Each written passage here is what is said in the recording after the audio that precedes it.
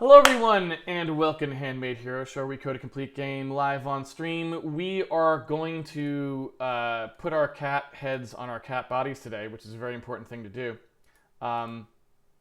We pretty much did all the work for it and editing it, and we even have like a fairly reasonable editor now that draws it. And so what we want to do now is just actually implement the skeletal snapping stuff inside the entity system. This is not particularly difficult, but it is something that we kind of have to think through a little bit. And, oops, that's not what I wanted. I wanted the PRJ file. And we have to work on scaling a little bit as well. So we want to have a more coherent way of tracking scaling through the pipeline, which we don't really do right now. And so that's another thing that we'd like to make sure we have correct. Let me show you where we're at right now. So if we want to, right, we can click on different people, like, for example, this cat here, and it actually, when we click, it shows us all of the possible things that were under the cursor at that point in depth order. So for example, if we click on the cat, it is true that there's two pieces of the cat, right? There's the head and the body, and it's not clear which one of them we were trying to edit because they kind of like stamp on top of each other. And so we implemented this nice little interface here so we can actually pick which one we wanted to actually interact with. And similarly, we can get like the ground tile under the cat if we want to. So it really makes it easier to edit there. What we do here when we get alignment points, in this case, let me just make this bigger here. When we get alignment points in this case, right, we can add them and we can like adjust them and so on, right, like this. We can add new ones. And so what we'd like to be able to do is we'd like to be able to actually, you know, go on to this. What we want to do is go on to like the body here. We want to add an alignment point like that, right?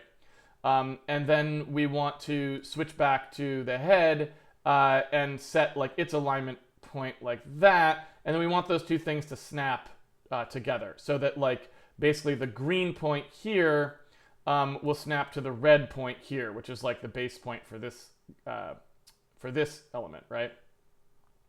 And so that's all we really need to implement there, pretty basic. Then from there, we want to move on to dealing with these scaling values. And what these things are is they're relative scales that allow us to say when two things snap together, how they should scale on top of each other. And so, for example, if you want this, if you wanted cat bodies to have small cat heads for some reason, you could say, everything that snaps onto this is half height or something, right? You know what I mean? And that's just a way of us giving ourselves some flexibility of how we refer to different elements of our world. And we need to think that through a little bit because if we don't pick it carefully, we'll end up doing a lot more work than we have to do. What's the point of that? Well, the point of that is, suppose we want hats in the game, which players can wear. We want cats to be able to wear them too. Well, cat heads are smaller than human heads, right? So there's multiple ways we can look at that. We could say that everything in the world has a uniform scale, and then cat heads are themselves set to be smaller, or cat bodies are set to be smaller. So basically, everything is a uniform size, like all animals are uniform size, right?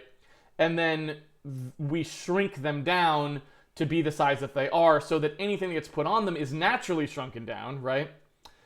Another way to do it is to say that everything is its actual size at scale 1.0, so cats are just naturally smaller. And then when you snap a hat on them, the attach point for hats on cats is set to be half the size, of, right, the scaling value on the attach point is set to half, so that only when you put a hat on a cat does it get the 50% scaling, and it's not the whole cat that's scaled down 50% from a size that's larger than a normal cat. You can see why there's complexity there, and there isn't a right or wrong way, but there is a way that will minimize work. And so in some sense that becomes the right way for us, because what we're looking for is to minimize the amount of busy work we have to do setting like special parameters to make sure that things that go on cats are scaled properly versus things that go on humans versus things that go on monsters versus things that fall on the ground. You would like as much as possible to set as few of information points as possible. It just saves you work. And so we do have a right answer for us, even though it's not objectively right, but subjectively, from the standpoint of someone who doesn't want to do extra specification there, it sure seems like there's a good argument to be made for that that answer, which eliminates the majority of the work. So we'll be gunning for that, but who knows if we'll get there. We'll certainly try to figure out what it is, and we'll start with what we think is our best guess, and we'll see. Hopefully we're right. So now if we go back, let's take a quick look here at our, is this, looks like this is like off-center a little bit. Was that off-center a little bit? Maybe it wasn't. Maybe it was just a trick of the eye. I can't quite tell. No, I guess it wasn't off-center. Anyway, looking at this code, what we need to do is, right now, we don't actually have any idea in most of these cases. We don't really know where, what the transforms are for our various, for the various pieces that we're working with here, right? And so, just to give you some perspective on what's going on, each of those points, like alignment points, they're relative to the object in question, right? So if I say that I have an alignment point and it's defined with a certain set of parameters, those parameters are interpreted inside the shape of the thing that they're defined on. So if I talk about the cat body and I talk about the location of alignment point on the cat body, it is assumed that that alignment point, right, will move and scale and deform along with the cat body. This creates a problem for us, actually, because what happens is we cannot store, there could be up to 12. We have a limit right now, and we could even increase this limit. So this is just what we randomly picked, but we could have picked anything. We have some number of alignment points. Right now you can have up to 12 of them. When we process each individual piece in an articulated body, like that cat, where it's got two pieces, when we process, say, the body piece, what we find is that there are 12 alignment points, up to 12 alignment points that could be defined on that cat. We don't want to have to transform all 12 alignment points and store all 12 alignment points, so that when we go to process the next thing, if we see that it's supposed to connect to one of them, we can go grab what it is, right? Because imagine later we find 12's not enough, we go to 16, we go to 32. That number is a flexible number. We're multiplying the amount of work we have to do on each piece by that number, because now we have to store and compute all those points. So what we'd rather do is compute those points on demand, right? Because only one or two other things is going to really be snapping to that at any given time. And so what we want to do is only compute those points that actually have something attached to them going forward. In order to do that, we need to delay the computation, which means we need to reach back, right, to previous pieces and say, where would this alignment point have been had we computed at the time, right? So what we need to store is the basis in which we would interpret those alignment points, which are two axes, the x and the y axes, and a base, like a origin point, right?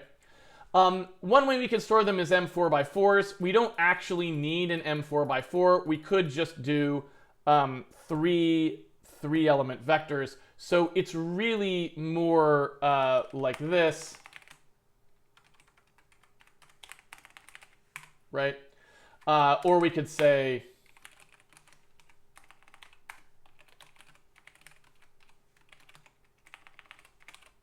which may be more intuitive.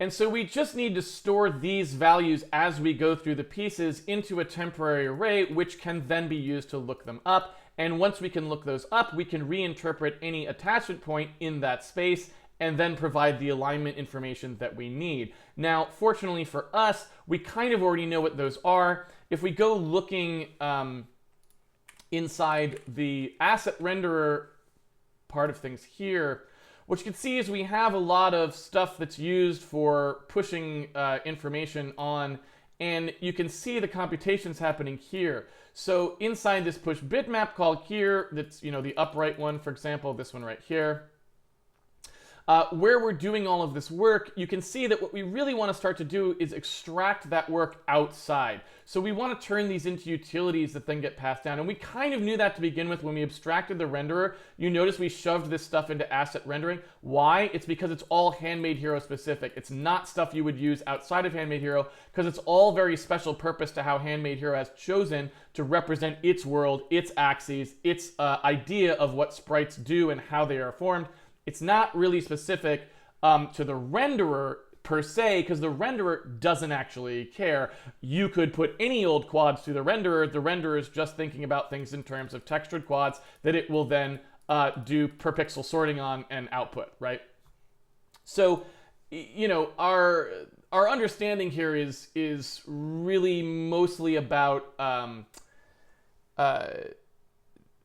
this whole file being stuff that's Handmade Hero specific probably wants to be broken up into utility routines, and for this very reason, because a lot of the information that's computed inside here in the process of rendering the sprite is actually information we need for other reasons. And furthermore, our picking procedure, right? So like, if you look at how we're doing our ray intersects box, that right now is, and also when we render it, like here, you can notice that that's really imprecise right now, right? So right now, like this, when I'm picking, is perfectly accurate, right? Not only does it highlight exactly the cube, but it also picks perfectly. So even like 1 pixel over and you get the right answer, because that was 100% accurate, right?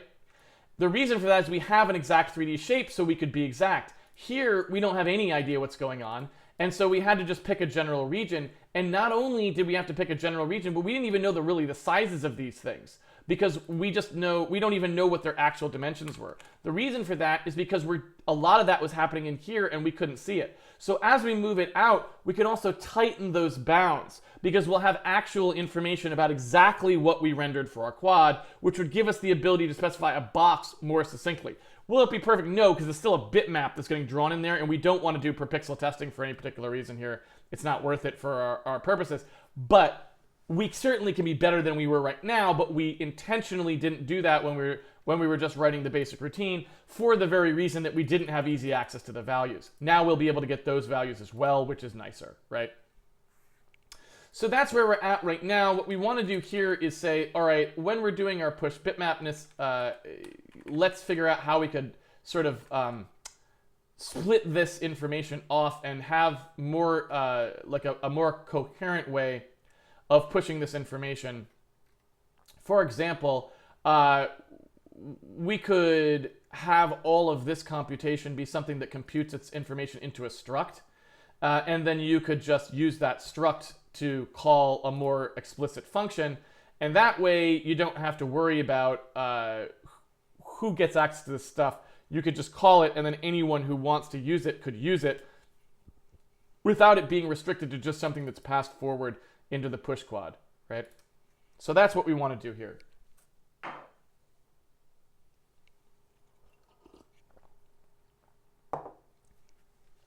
So, moving through here, if we look at, just trying to find some basics of what we probably want to do. Our get bitmap dim call, right, this sort of stuff, again, this all could sort of be disaggregated at this point. And, you know, maybe it should be. If we look at how all of this stuff is getting used, I'm going to pop over to the renderer, you know, and, oops, not that. I'm going to pop over to the renderer here. And if you look at our push sprite call, you can see that this is probably all the information that you really needed to push the sprite on, right? And furthermore, you know, push quad would have done it. You know what I mean? So, you know, you could imagine us just computing this stuff and then just having a push quad that actually, you know, puts this information into the render state, right? And so just thinking it through, you know, I can kind of see where all this is headed, right? Like eventually, let's just look at how this is working, right? You can see how expensive and unnecessary a lot of this stuff is. So we say like get current quads and we give it a number that we want to pass. But, you know, really what we want to probably do is we probably just want to do a thing where we open a quad set and we just keep pushing quads on it. And then every time we would overflow, it just adds more. And it amortizes a lot of this work. We could write directly into that area. And so just thinking it through, I see where this is headed. Like, it's very clear where the architecture wants to go. Whether we want to get there today or not is another question, but I can definitely see where it wants to go. And so if I go to the push quad call here, you know, here's that push quad call. You can see that really what we want to do in this case is we want to probably separate these things out. We want to probably separate special texture from non-special texture. And what we would like to do is all of this stuff, right, where we're pushing these quads on, can really be rolled back out into the actual direct calls. So in here, where we're looping all the pieces, this stuff could be filled out right in line. So as we push those quads on, each of these things that does a quad push could just do that, right? And so much work would be saved, right? So much work would be saved there. Because in a lot of these cases, a lot more stuff is known than needed. Like, a lot of stuff that's getting done every time when it goes to do the reservation, this call right here could be amortized dramatically, right? And so this can get a lot better. And I'll just go ahead and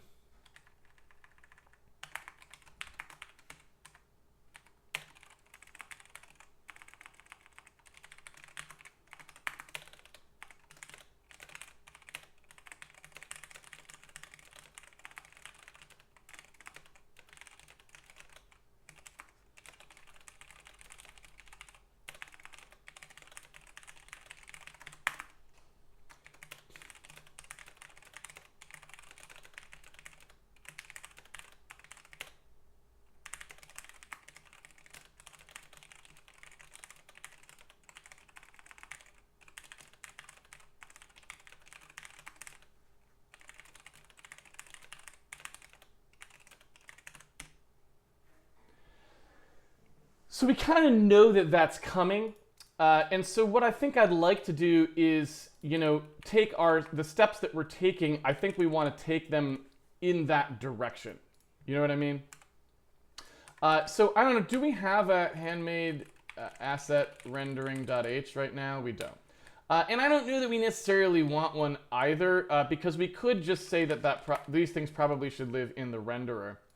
And so what I want to do here is say, look, let's temporarily, let's like try to make this a little more thoughtful about the way that we're actually making this flow.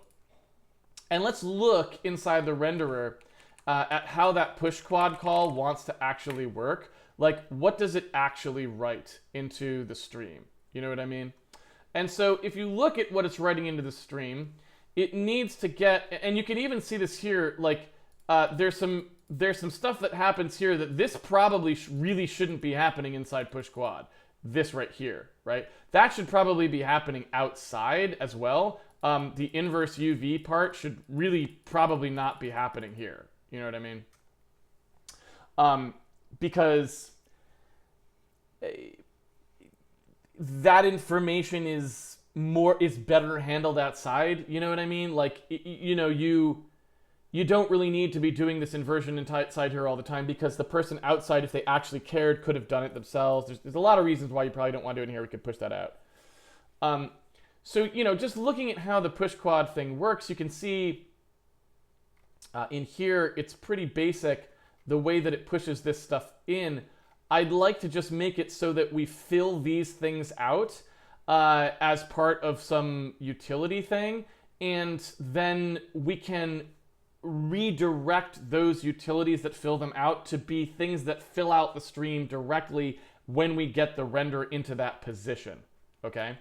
So what I want to do here is say, all right, let's pretend that what we actually have. So you know, in the render itself, I'm going to basically define like an output type here, and I'll just call and you know we could make another place for this stuff to live, like handmade geometry or handmade like rendered geometry or something like this, where you know the render itself doesn't really care if you use this stuff. It's going to be utility functions that help you make the geometry that you're trying to make, you know? And so inside handmade renderer geometry.h, we could put these functions that we want, you know, whatever they are in here, you know, right quad or something, you know, whatever it is. I'm not sure. We'll talk about that in a second. But we can put those in here so we know, like, they're not wedded to the render in any way. Like, you could use the render without using these if you wanted to, but they are available for you to use to make it easier, right? And so it's just sort of like a utility library for that kind of rendering. And then when we look, you know, basically this exact process that's happening, all of this can sort of be wrapped up into a routine. And so inside, you know, this system, we could say, well, we know we've got these vertices, right, textured vertices, and we know that we want to write those to a particular location, perhaps, right? So we've got like a vertex, a pointer to where we're going to write the vertexes, right? And then we've got indices that we're going to write out here, right? And those are that's a U16 pointer, right? There it is. And so we can define like an output system here. And furthermore, we could even sort of bake in the notion that there's requesting happening there, but this is basically just an output stream, right? So this is like, I don't know, a quad output, or I don't know what we want to call this. This is like geometry output, right? And so what we could do is just have one of these, and we can just write quads to it, and we will have different ways of producing those quad writes, but you don't have to call through tons of functions and do anything. You can get your pointers first, and then just do your stream out, right? So if we wanted to write a quad, then you can see like, okay, so one way is to just write the quad direct, and that's, you would pass all of the information, right? And then it would output this pattern, you know what I mean? So if we want to, light index, I think, and texture index there's only one of them, and then the other things, there's 4 of them, you know what I mean? So when we look at what push quad gives us, if we wanted to do a write quad function, what we would have is, we have for each of these, we've got the UVs. I don't know. Yeah. We've got the UVs and we've got the color, right? And those are U32s. The emissions I don't know why the emission is in there. Because that's not, I'm not sure what that's doing there. The emission probably doesn't still need to be passed at all anyway. So that's a little bit weird. And so in here, we just need the light index and the texture index, right? So those two things, light index and texture index, are the only two things we would actually need there. You know what I mean? And so the base level of writing one of these looks like this, because that's what actually goes into one of them. And it can be done with none of these, with none of these things being checked or done, right? And we can build up from there so that everyone can just stream out directly, and this can even be welded in place as necessary, so that it doesn't even need to call a function if it turns out that it's just better not to bother calling a function. So, you know, that's another sort of good reason why I might want that to happen. So I'm just going to imagine that I have one of these and just kind of start to push from there. So I'm just going to like set this stuff in here, right? There we go. Now, in here, I guess now that I look at it, we didn't specify a normal for some reason, but we do want normals, right?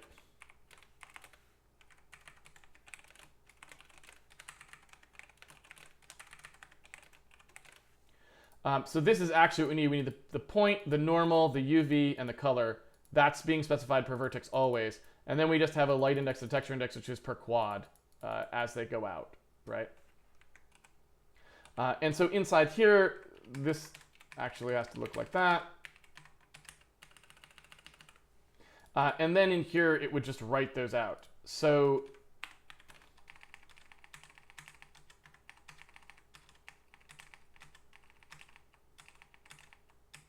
actually, why am I even bothering that? We don't care what that is, so I can just do this.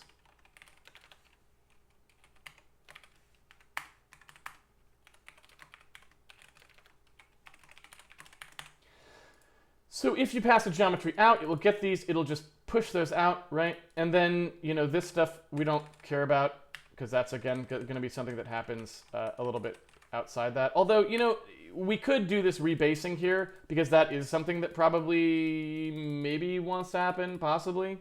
So we may want to do that. I don't know if we do or if we don't. Let's say that we do.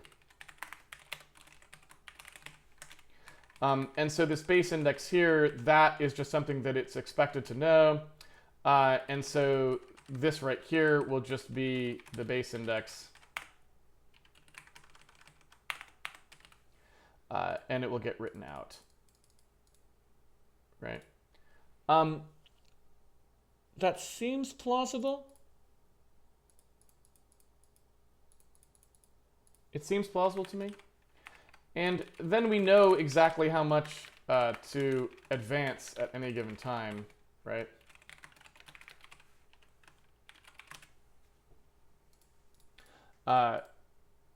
Oops. So we can just kind of make that always work. So, you know, if we wanted to do a stream out here, and like I said, we don't need to switch to this right away, but just to give us an idea of what is supposed to be coming out here, it would look something like that, right? And so when we actually go to, we want all of our stuff to funnel down to something that can stream out in that fashion. And we don't really need, you know, we want to stop thinking of these things as, having to all call down themselves. We want to be able to get that information kind of back in some kind of sensible way so that we can compute these values, perhaps like, you know, using different utilities depending on the circumstance, and then pass them down to right quad as necessary. So the other way to look at this would be, you know, maybe we want this to take actual textured vertices that it just copies, or maybe we want the, you know, these things to be specified more succinctly. I don't know, but we want to look at stuff that's going to produce that kind of a value, right? So moving forward from that, if I go into asset rendering and I see what has to be computed here, in order to get down to that push bitmap call, right, and you can see all of this stuff happening here, I want to start looking at what these are and getting those into some kind of a... I want these to be things that can be used outside of this push bitmap call. So I want to maybe introduce some other structs here that can produce this information, similarly like to this here, for example.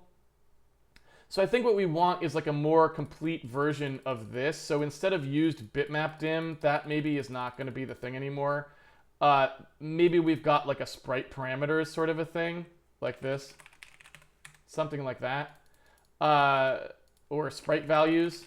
And this would let us compute the basic values we need for the sprite in a number of different ways depending on what we were trying to do with it, right? And so looking through here at the kinds of ways that we want to be able to set this up, I want to split this into different ways of having that happen, I guess, if that makes sense. So let's take a look at how I might do that, because like I said, there's just a tremendous amount getting computed here, and I want to simplify down how much of that has to happen and how controllable it can be. So, we've got two basic ways that we want to render sprites. One is flat, and the other is upright. And those have very different ways that they might compute things. And if you look at the difference between them, then really what we have is sort of two ways of computing our x and y axes for that sprite. And the z-bias is the other thing that gets computed potentially differently, right? And so when we go to produce these and we produce the v4s, we tack on that z-bias in a particular way, right? You can see that here. So we might say that our sprite values look something like this.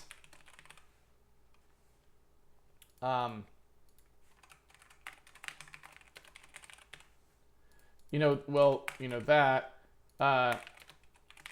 and then a z-bias. This is what these things are computing here, right? That's what's going on when we compute these values.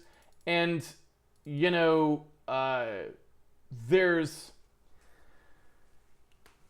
a couple different ways we could describe that, and those ways would affect how we would then output it. But, if we imagine that these are computed independent of,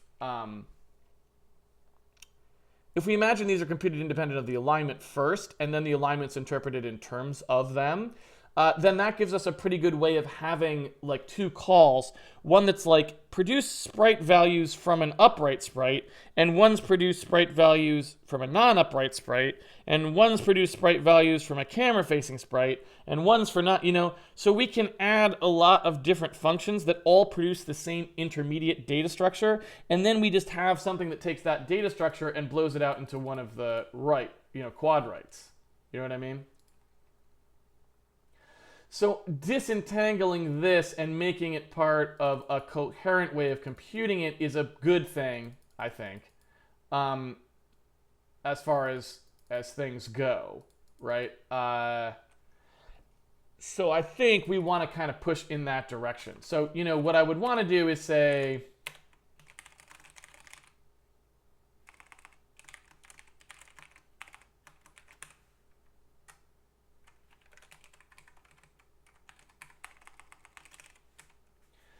something like this, and then we'd get those back. So you would pass into this routine some idea of what you were trying to do, not in 3D necessarily, and it would kind of give you back what was happening in 3D. And then you could also produce those alignment values. So for example, then we could have a way of, if you had one of these things, you could say, well, align point 4, and you could say, or get P, compute P, maybe P from align P or something like that. So if you pass in like the basis of the sprite values that you're trying to compute with, you're saying I'm computing with these sprite values, here's my align percentage that I want you to interpret in this space, give me back what it actually is. That gives us kind of a nice way of computing that. Furthermore, it allows us inside something like Handmade entity, instead of making this be some weird custom thing here, we can have like piece values or piece sprites or whatever, right? And then that way we know that we'll just be storing the actual thing that the renderer utilities use, and we can always ask for the P from align P using the correct value in that way.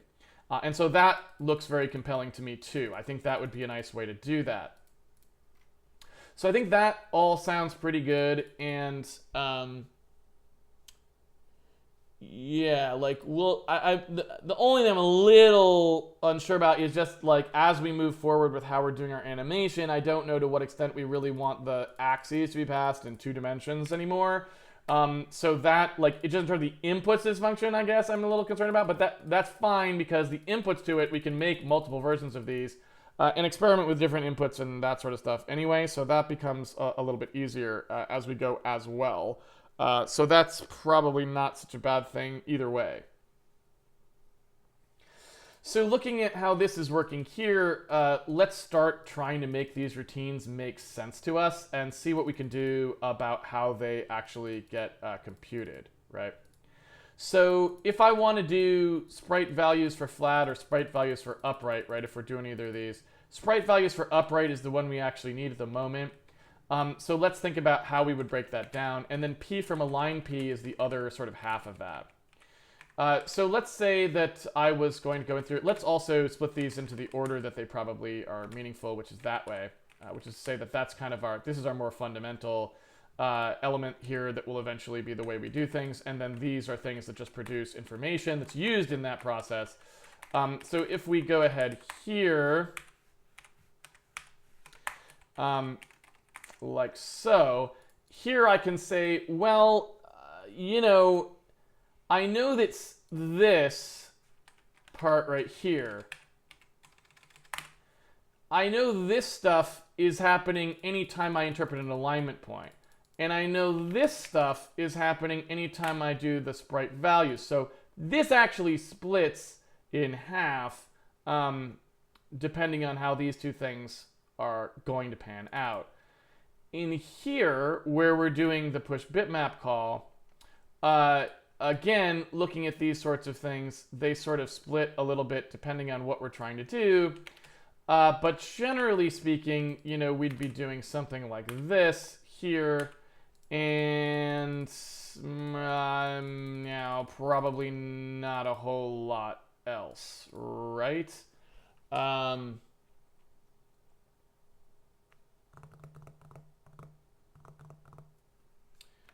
Yeah, so we'll kind of play with that as we go. So in terms of producing one of these alignment points, if we want to point in 3 dimensions, that's where we need to put something based on a piece of alignment information that's given that wants to be interpreted in terms of a particular set of sprite values, then what we want to do here is sort of use the values themselves to compute what's going on. So what we're going to need inside these values, we know that these sizes are now baked into the actual values. So in terms of how this shakes out, it's really, you know, in terms of going along where that point is, getting that point from the alignment P is really just going to be about using these x-axis. And so these are like scaled, right? I mean, we could call this scaled x-axis, scaled y-axis, you know what I mean? Just to be clear about what it was. And so in here we would say, well, whatever the scaled x-axis is, that's how far, you know, you would go. I guess I should just do that. And then obviously I have the scaled y-axis, and adding to those, we just have the base P that we need to start with.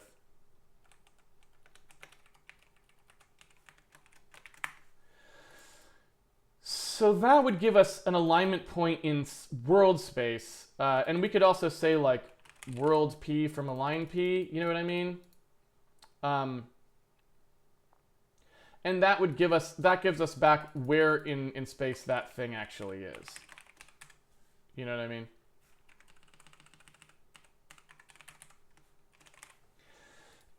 So once we know like one of those points, we also have another thing that we would want to do, which is when we are figuring out where one of these things is, we then also need to be able to compute what the sprite's actual rectangle would be from there, right? So there's a couple confusing things about this, right? This only works if the alignment point thing, like these are based on percentages, which maybe was stupid. Like, I don't know, like that could be dumb.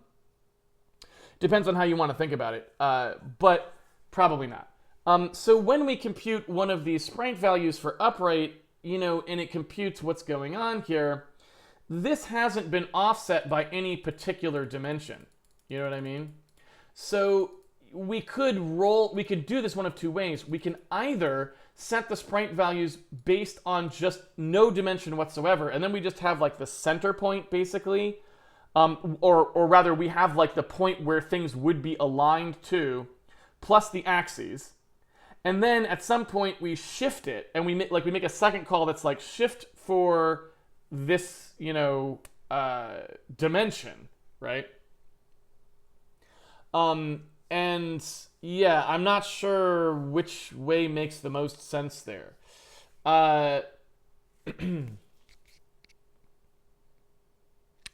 want to say that we probably just want to make it, I want to say we probably want to do this. So you always actually just produce the fully scaled rectangle here, and you just interpret it out of that. I want to say that. I don't know, that could be wrong, certainly, but, I can only extrapolate so far into the future and guess what's going to happen. So when you pass sprite values for upright, what you would be doing here is you'd be giving it also an alignment P, which is to say, what is the alignment P for, your alignment purposes, and you would be going backwards by those percentages along your computed axes, right? So if we look at what's going to happen there, you would say, all right, I've got a dimension for an upright sprite. I've got a base point, which is whatever I'm aligning around. So that came from like some other sprite or the world. And then, so when I actually go through here, now I need to compute that entire thing. So the size here is actually the dim, right? And the min p in this case is going to go backwards along those axes. So we would say the base p minus the align p times the dim is actually what we're doing. So we would call that, I don't know what, like align offset or something like that. And that would just be whatever the dimensions of this thing are times that alignment p that we're using to align it, right? We would first compute what those are, and then when we want to compute our minimum p, it's just going to be that offset. Now,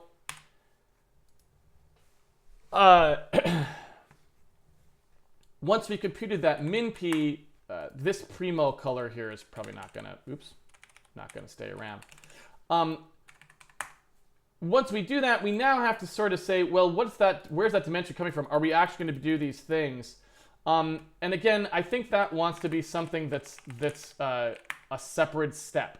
And you can see me sort of separating out all these steps. That's intentional. I'm trying to disaggregate all these routines because one of the things that happens, and you saw this happen on a render a bunch. And so what I'm doing now is I'm trying to make it more systemic and clean that part of the code up now that we see what's happening, right? We ended up with a proliferation of rendering calls because the people who are calling it have different needs. And if you have several different steps that your renderer calls do, then you're going to end up, if everyone needs different combinations of those steps, you're going to end up with a nasty n-squared problem where, if there's step A, B, C, D, E, and F, and each one of them can be done two ways, you now have 2 to the 5th different render calls you need to make, or like parameters that's like bool, yes, do this, don't do that, right? And so what I'm trying to do is extract those steps out into something that each person who calls it can just call the ones they need in the way they need and have that cascade into the final result in a way that makes it so that we don't have to have different render calls for all the combinations. You just write whichever combination you wanted into the call site, right? So in here, what I want to do is make a different call that's called something like dimension sprite dim from world height, like that. So we would pass the height, and then here we would like compute what it should be. So what we'll do is we'll say, give me the render texture, and I'll compute that for you. So again, you can see breaking that apart really helpful here because now only people who want to do certain things have to call these certain pieces, right? So that part is now a separate pass that'll just do the right thing in that case.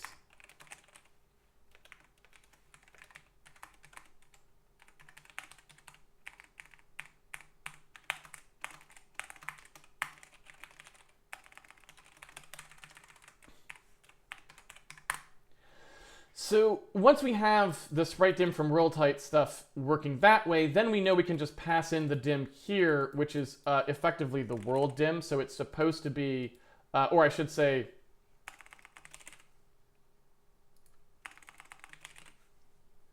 something like that, right? Hopefully that makes some sense. And so all of that stuff should now just be okay. Now, we don't actually have the we probably need an additional value here, right, which is going to be the when we want to apply those alignment point scales. So those are going to have to thread through here, but I'm leaving those out for now because I'm going to push those through in a separate pass. And if we need to break things up further at that point, we will. Okay, so let's keep pushing here. We know that's correct. We're ignoring this for now because we don't actually need to do it. In fact, let me just get rid of it because we'll add it when and if we need it. So we're really just going to be talking about these pieces here, right? So inside the sprite values thing, that's going to give us our minimum P, our Z bias and stuff here we're computing this way. When we're saying 0.25 times the height, one thing that's a little annoying about that is it means we have to know what the height is. And so being able to pass those, yeah, I mean, well, I also don't really know, is that really what we want to do? Because that's a little confusing in and of itself. Yeah. Let's table that for 1 second while we think about this some more. So looking at how we're doing things here, like let's ignore the Z-bias because it's a different thing, right? So let's just say, okay, the Z-bias is something that we're going to have to compute a little later on. Here's how we were computing this value. I want to say we also had a different way of computing it.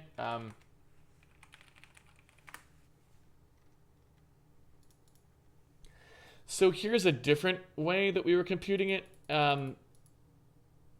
for facing sprites. Totally different, right? And you can see how it's using the world dim Y. Like, so again, like this may be what we really want more so. This was the one we developed for the renderer standalone, and I think it's probably just better, right, than this stuff because we tuned it more. And it works for even if the camera was to rotate, which our old way did not. So we probably just want this, right? We probably just want to do just what this does.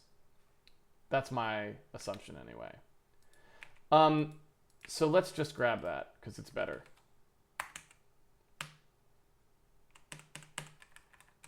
And hey, we even have the we even have a Z-bias computation that just works directly off of the world dim as well. So that's kind of nice too. So problems with this, because I can see some. I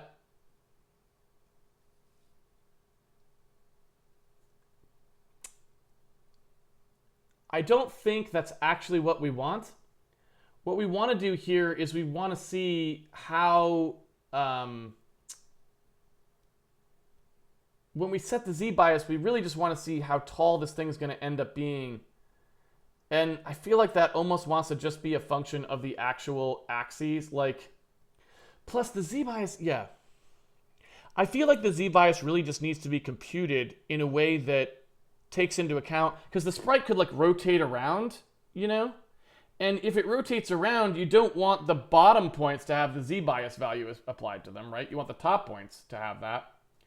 And so in terms of biasing the Z to be different than what it would normally be, I feel like in that case you really need to actually be measuring where these things are relative to the base of the sprite, and it's that measurement that you would like to be doing for each of the vertices, really.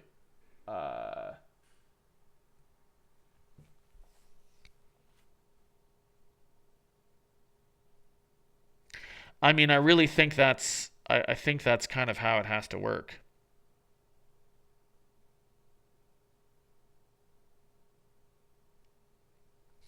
I mean, I hate to overcomplicate it, but I mean, I really do think that's how that has to work. And figuring out where that Z bias would be is kind of like has to be taken into account, you know? And so, for in some sense, I guess what I'm saying is, I think it's really that, where when you compute what these are, you say for whatever you wanted your Z biases to be, they're real parameters that actually get geometry of their own, and they get multiplied out and applied. And I mean, you could do something different there. You could instead specify a measurement point, pass that to the vertex shader, and let the vertex shader use the measurement from the measuring point to the point in question to produce a Z bias value. But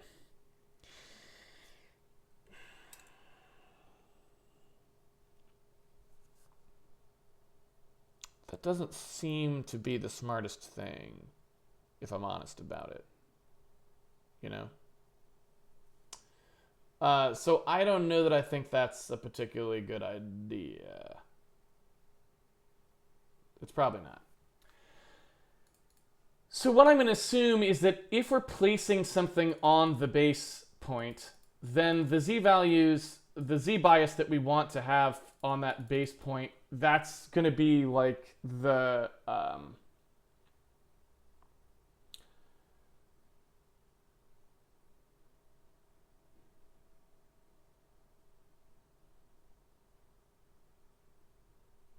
I'm gonna have to do this on the blackboard because I'm having trouble even explaining to myself the complications of how the Z bias would have to work in order to do it right.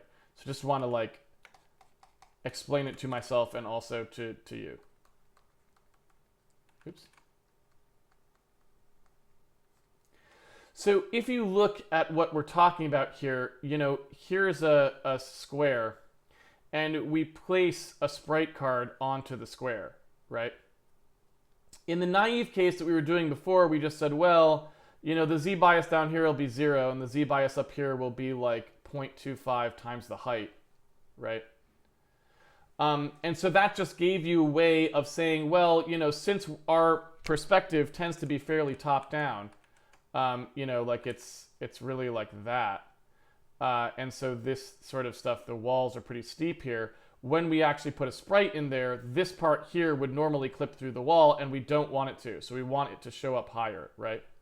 So in the naive case, that works just fine. But then I guess what I'm saying is, suppose this thing were spinning. So suppose we were just rotating it around, and we would end up with a sprite that maybe looked like this. And now the Z bias is actually going sort of the wrong way, right? The Z bias is going this way, which is sideways, when really what it should be is going up. And furthermore, this shouldn't be 0 on Z bias. This should actually be the higher value. This should be 0, right? But this should be full, right? This should be the high value. Here, this would get a high value. It shouldn't. This should still get 0 probably, or close to it. Maybe just a little bit, right? And this one should be the full value. So in terms of biasing the Z, right, you can kind of see why I'm concerned about that. What we really want to do is have some measurement about, you know, where the Z values are supposed to be set bias-wise. Now, it gets worse than that. That's not even the fullness of it. So the other problem that we have is when you look at what's going to happen when one of these things is sitting on a position, right? So let's suppose we take like what one of these things looks like. Let's say the cat body. So let's say that's a cat body. And so we think about what the cat body looks like in 3D. It's sitting on a point. So even though we see a sprite that just is like this bitmap like that, we imagine that the point that it's sitting on is like back here. So then when you look at like what the square actually is that it's sitting on, it's like it's that, right? That is what would snap to the center. That means there's actually a little bit of sprite that extends below the point. And the crucial thing for us is we don't want that, right, to clip down into this surface. So we actually want to set the z value of this to be in front of whatever this thing is. Make sense? So we don't want it to clip down into the bottom piece. And so that's really complicated. You know what I mean? That's really pretty darn complicated. And it's so complicated, in fact, that I think you might even say that it's technically impossible, if I may. The reason for that is that if you think about what this means, if the sprite is supposed to be placed here, but this comes out to here, you don't have the information necessary to know what would happen if there was another sprite placed here. Because without actual z depth information for the sprite, you can't tell where it would actually be. You don't know who's in front of whose. So really, like, unless you had a depth buffer per sprite,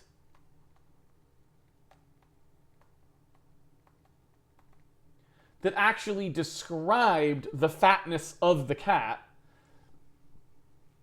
all bets are off, right? It's not actually going to, you're not actually going to be able to compute the right value. So the best we can do, I think it's impossible to do something correct here. The best we can do is just do something that will be artistically correct for what we most of the time want, right? And that's going to be, we want this thing to appear below the square on which it is placed. And so if we assume that that was going to look like this or whatever, then we just want to shift it backwards by however much that alignment is. We want to shift it into a z plane that would allow it to look like it was essentially sitting that much further forward, probably. You know what I mean?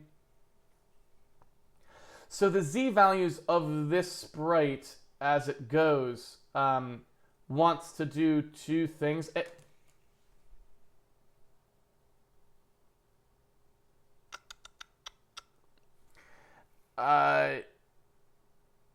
Yeah, I mean, I guess you just want to set the z-bias to be whatever that z value would have been for the point that's like over here. You know what I mean? I think that's really all you want. So another way to say that would be, yeah, like, it's really kind of tricky. If you were to take the plane on which the sprite is sitting, and thankfully we can rigidly define that plane, right? It's the xy plane. So it's the plane with z as the normal. That is always what things are sitting on in our world because gravity goes one direction. The band. So z in this case is always the measure. It always does point up. And so if something was sitting on one of these and then we want to shift it down due to alignment so that it actually appears to be there, right, like that, then the question is, what would the z value have to be at this point? What is the actual point here that we would want to transform for z purposes in order to determine what the z-buffer value should be for this point, given that we know we're going down that much on the screen axis, right? So effectively what that is it's a projection back, right? It's a back projection from wherever the bottom point is back through intersecting with the xy plane rooted at that point, right? Another way to say that would be, since we know we're rooted at this point anyway, and the align value is going there, we know that we have, at whatever the root point is, we know that we have the downward vector, whatever that downward vector is going to be. We know that we have just that vector. If we go down there and then project it onto the xy plane rooted about 0, that's what the z value would want to be to prevent that interpenetration. Right? Well, to prevent the z buffer from clipping it away. So yeah, like that's pretty nasty if you think about it.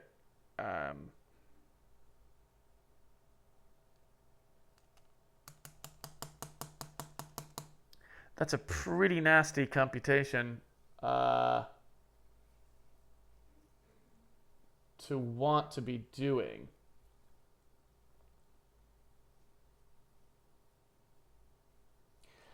I don't know if I'm overthinking that or not, but I don't see a lot of other ways you would do it. I think the way that people normally handle this is they don't really, I mean, most games just don't handle 3D really. Most 2D sprite games, they just kind of throw them in there and cross their fingers, and then let the artist sort them out.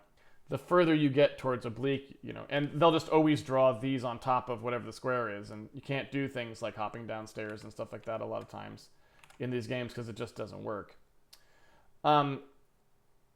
So, you know, to get that right, I guess what I would say is, you know, if you wanted to do the figuring out of how much the z-bias should be, then it's going to just be a ratio between that vector and, you know, because, like, let's say we know what this point is, right? Because we've figured out what that vector is. So, you know, suppose that vector is just v or something, right? Then we know that the camera, you know, we can create sort of the triangle there if we looked at this from the side. So if this was our vector v, then if we looked at it from the side, I guess I should probably draw it like this. Then we know that if this is the camera point that we're looking at, and this here is a plane, right? This is the xy plane. There's the z-axis. So we know that there's some depth that it's going to interpenetrate the plane by, and what we want to do is we want to know what this z value would be, right? So there's a camera coordinate system here. Makes sense? And what's going to happen is if you look at what the z values are going to be for these things, we're essentially saying that, well, there's a point here, and its z value is going to be, you know, z0 here. And what we would like to do is we would like it to represent itself as having this z value, right? And therefore, the amount that we want to change the z by is the difference in these two values. So we want that number, and we want to set that so that when we actually produce the z, it, you know, we get that difference included. You know what I mean? So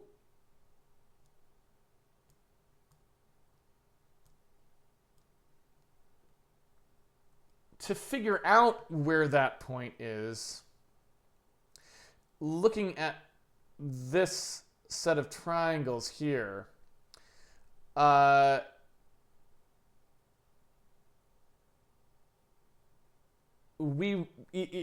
really is a projection because we don't really know any of these. We don't really know any of these by rote.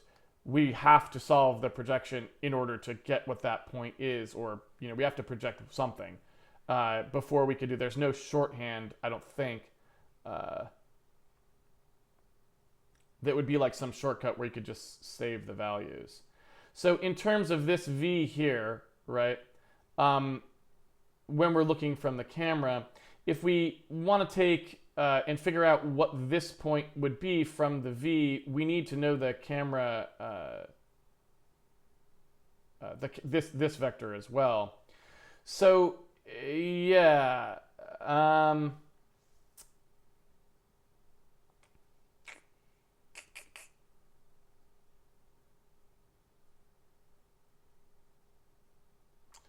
yeah, I can't say I see any shortcut. So I mean, really, what it's going to be is it's just, yeah, it'd be like whatever that point is minus the camera, right? So effectively, you're going to have some camera vector here. You know, we could just call whatever that is. We could just call that the C vector or something, right? So if we assume, if we were to draw the diagram somewhat like this, so like here is the vector to the camera, and this is the origin,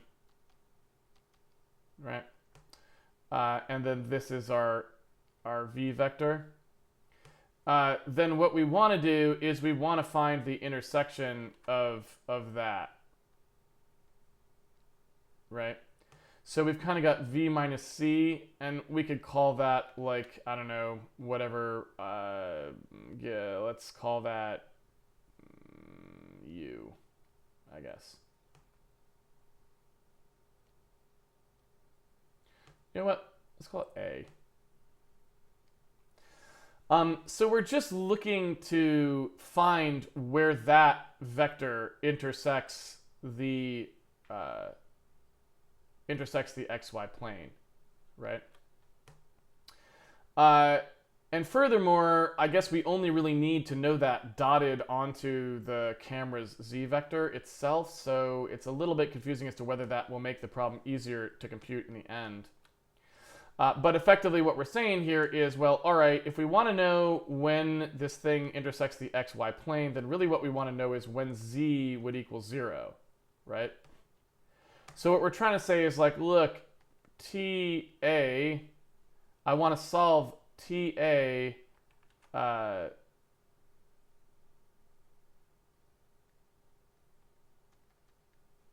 want that, right? I want to say, at what point would, when I multiply this vector, and well, okay, so it's stated a little bit wrong there. It's really, you know, C plus T times A equals 0. I'm not sure if I could have said that easier. Probably. So if I just multiply that out instead, forget the Z for a second, right? If I want to say C plus TA, if I want to simplify that down, right? Well, C plus TA also I could expand. So I can just say C plus T, and we know A is V minus C, right?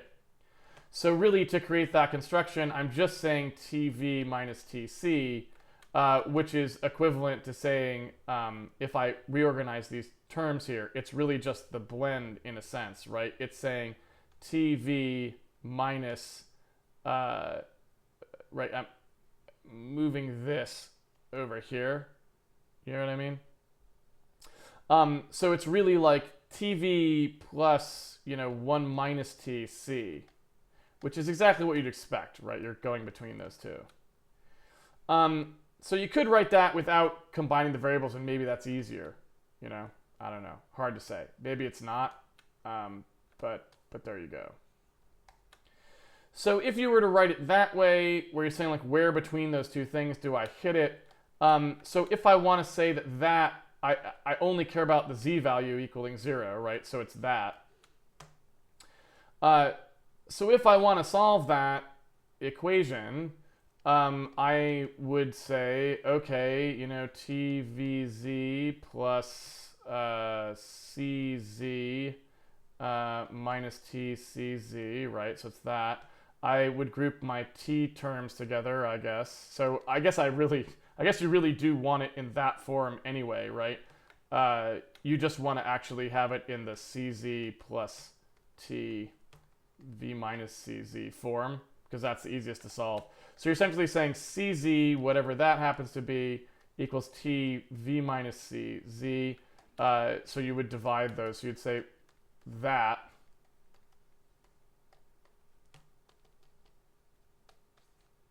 Right?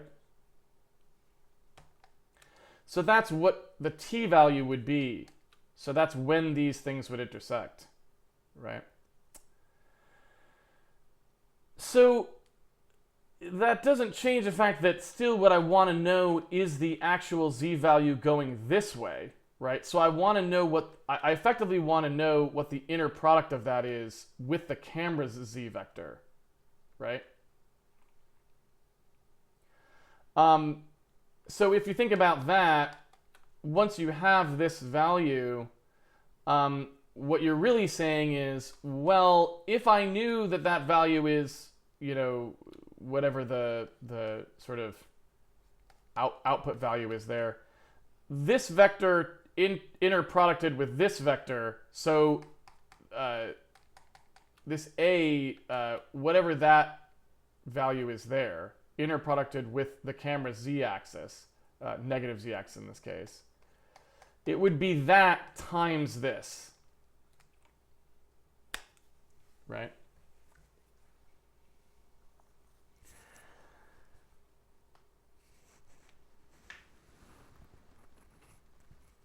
I mean, it's not great.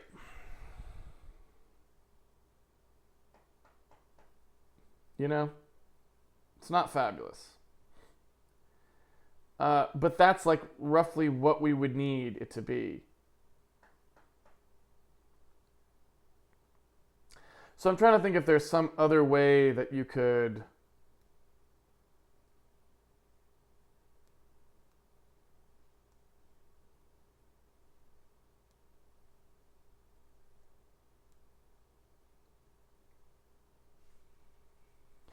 So here's a thought. So in the z-bias program,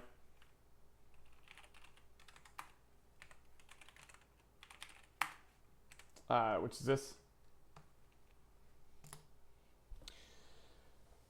So if you look at what's happening here, one of the things we could change this function quite a bit. And we could possibly just use the fact that it's going to do a projection anyway. We could just roll that into the vertex shader so that actually when we specify our z-biases, those z-biases are used in a way that produces the correct result, because projection, we can do the projection of them twice, right? So what you can see here is we don't actually do that. Oh, we do, right? We do. So you can see us, we transform both of these things, right? And so if you look at how this is working, what we're doing is we're pretending the z value, so we're pretending the height value here is different, the world height value is different. Maybe that's dumb. Maybe what we should be doing is setting the z-bias relative to some other thing that's an easier way to set it. Like, for example, what if we just said, well, this is actually the construction that will happen inside the actual vertex shader.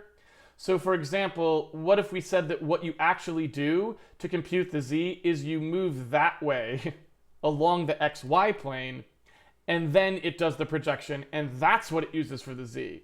Because then we could potentially just use that information more clearly. Or, for example, maybe inside the vertex shader, we do this construction inside the vertex shader, so that people, when they send it down, just send down what they actually wanted to do projection-wise.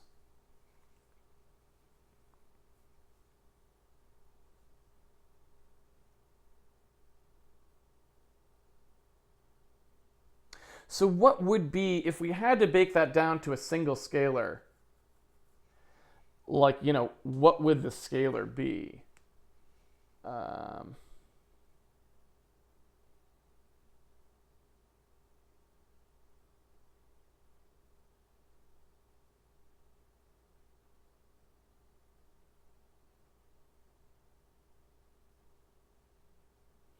And I guess what I'm thinking is,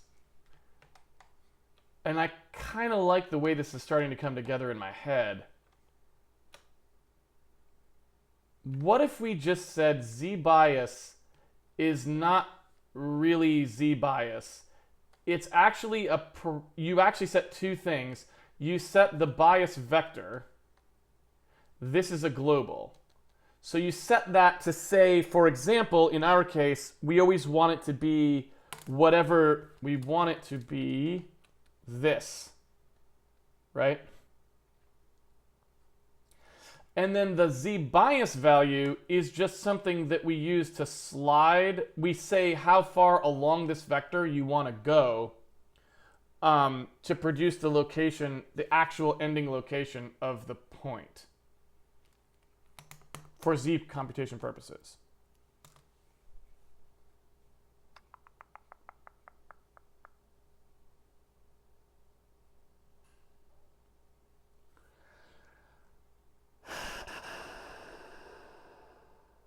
That's a good start.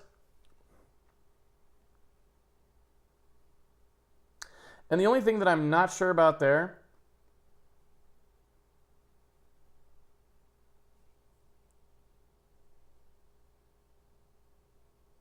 the only thing that I'm really not sure about there is how that should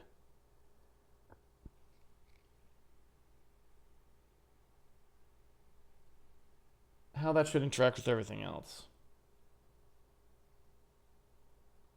Another way to think about it would be maybe we don't actually want our alignment points to work that way. Maybe we want our alignment points to actually move things out in Y.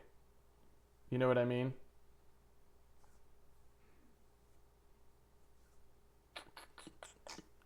Yeah, this is tricky.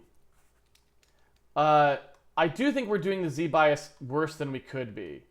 But the other thing I'm thinking is like maybe we just want, when we actually have something here, maybe what we want to do is say, look, you're always going to draw this thing aligned with the ground. So it starts on the ground. And you're just going to move it forward by the alignment amount that it should be rather than moving it downward in Y to make the align work. So we will align in projection space and we will align the points in projection space, but we will use a motion along the Y plane to produce that alignment so that we're actually moving the sprite forward on the tile proportional to how it was supposed to be aligned.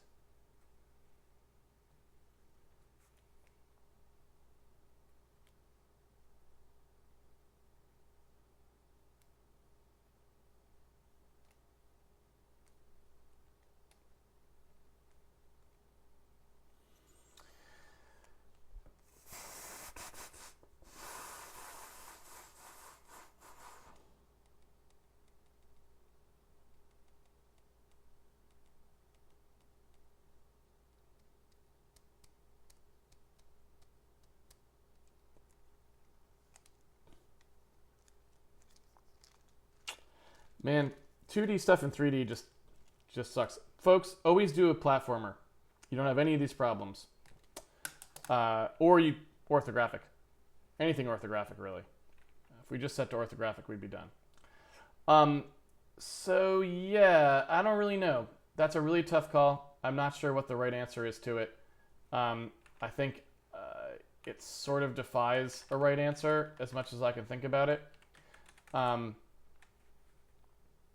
So I would say the z-bias there is definitely something that we're going to have to work on. I'm going to leave it until we actually go and draw these. And then we'll have to think about how we want to set it up. But I do worry that we maybe should not be placing the points where they actually are, and we should be sliding them forward to align to do Y alignment. Because if we don't slide them forward, I'm concerned that that will end up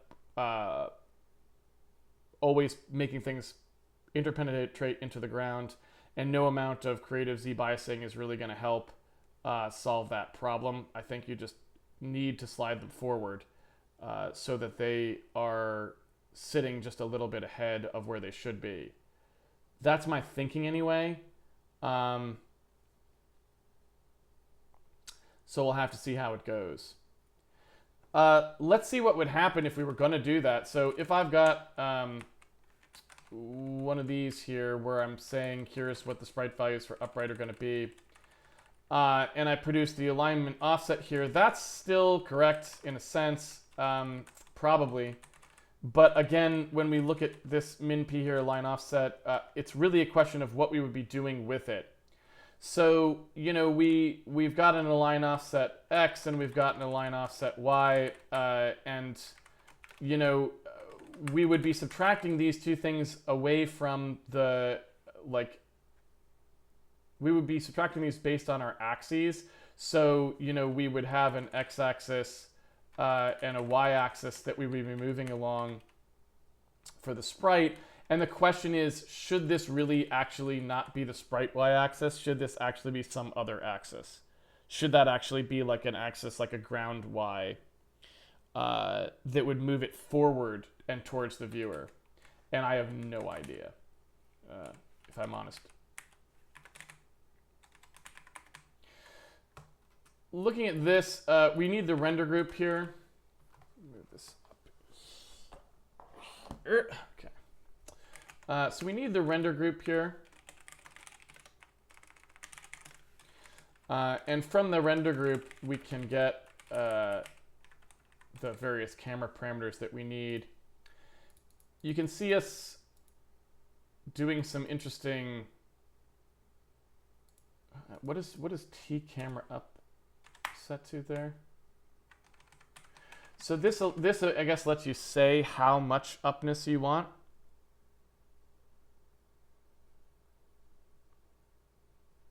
So it's like a blend between the two. We're just saying how much do you want to flip between them, right? How much do you want to blend between the world's up vector and the camera's up vector? Makes sense. And then the z-bias was just computed as the difference between those, like, right? So it was going to use the dimension that you pass in for that.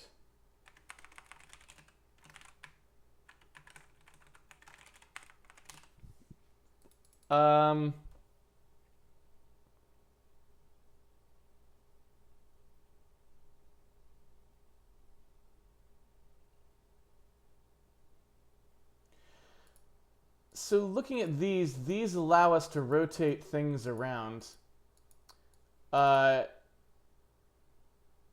so that when we pass in these sprite values, we can give it some rotation. We do want those.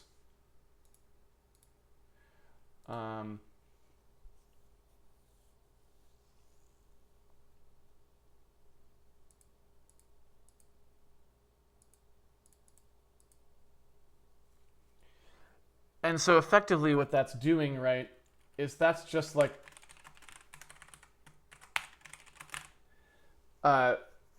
that's just allowing us to rotate the sprite inside that camera reference frame.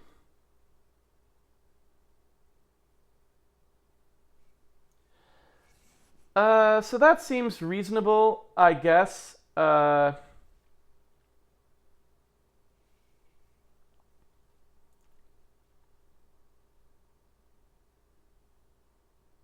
And the only thing I really just don't understand is how that was, like, that seems like the interplay of that and the z-bias is just totally wrong. So, you know, if you look at how this was working here, I mean, this is all fine construction. It's just when it comes to the z-bias, it's just wrong. Because this min x, min y, it assumes that the y-axis and the x-axis are going in, it assumes that the y-axis is going upward and the x-axis is going sideways, but that could be totally wrong. As you rotate this thing around, it's like increasingly more wrong. So again, I say it's really just that z-bias is just totally incorrect. And so trying to figure out what that should be is really going to be challenging. And there may be ways that we can figure out some way of minimizing the degree to which that occurs, but yeah, at the very least, we would want a dot product our stuff here and try to set the z bias per point to something that at least is coherent so that higher points in z get higher z values. But I feel like we want to do something better than that.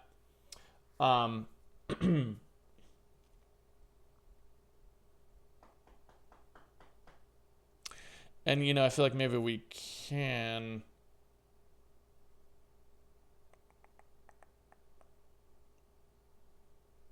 And I think we're just going to have to tweak with it. 3D is always so much easier.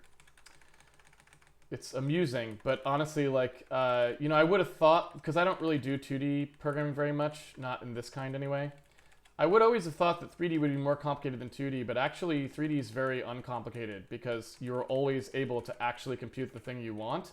And so you never really have to hack it. Like, you can always just say, well, you know, I want this thing placed here and I place it there, right? So like if you just do the full solution, you end up with the correct value. In 2D, you never will. Like, you'll never actually have a correct result. And it's very frustrating because it means you have to constantly be like, well, I don't know, let's make up something here because we don't have a way of actually producing a valid answer. Actually, you know what?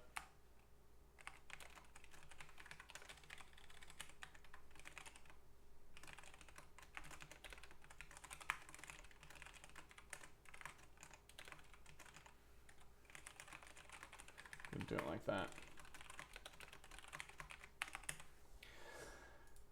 So I'm going to regress to just saying that for now because I'm just not sure what should go on in there. So I'm going to leave it this way and just be unhappy with it for a little while.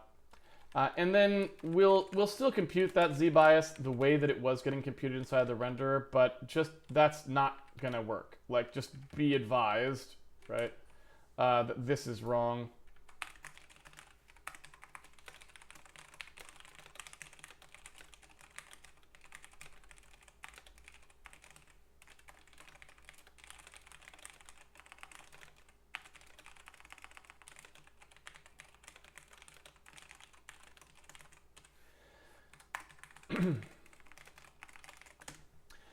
And so really, since those are always planar values, we should be able to come up with something good in the vertex shader that'll always compute them. It's really that interpenetration bottom part that concerns me the most. That's the thing that really seems confusing. And I can't say I can think of a particularly good way to solve that. You know, you heard my thoughts on it there.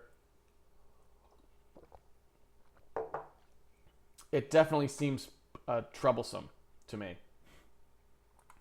And so I don't really know. We're going to have to do some experimentation to get that right. And we'll be able to do that now because we'll be putting stuff in the game. We'll be able to see to what extent we can make it look okay. But it's definitely an issue. Definitely an issue. So I think that's all we really need here because that computes those values that we're talking about. And I think this would give us what we wanted. Let me go ahead and compile these so we can get the errors out of them. Oops.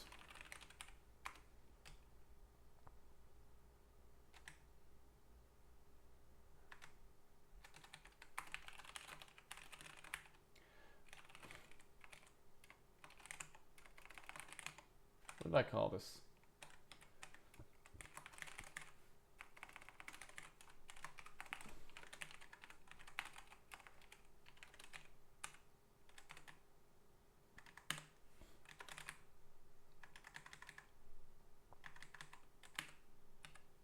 Put it next to the renderer there.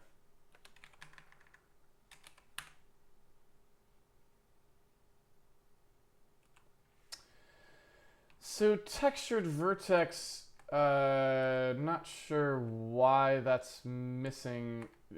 Shouldn't the renderer have been included by now? Oh no, it's down there. I want this underneath the renderer. So I want, because it's always going to be dependent on that. There we go.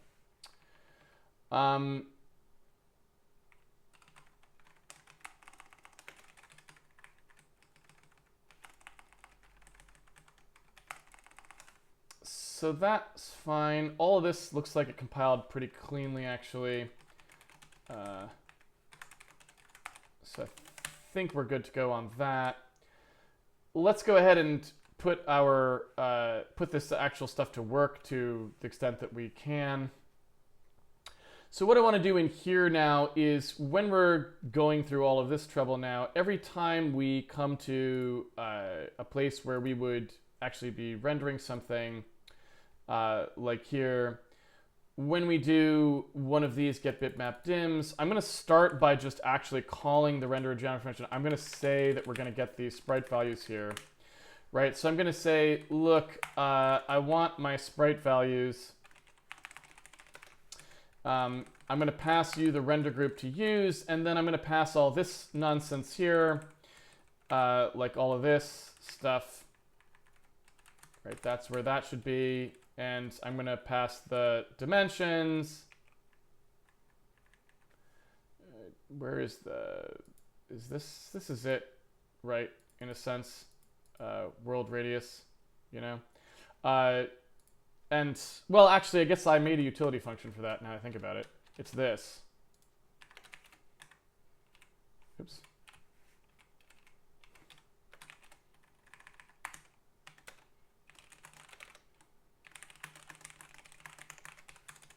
So if I know that I'm passing a particular height here, which is represented by this sort of weird convention we have of specifying the piece dimension .y, right?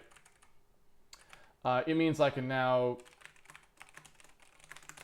specify the texture handle, get back the world dim. That cleans up this code path as well, because now that's actually accurate.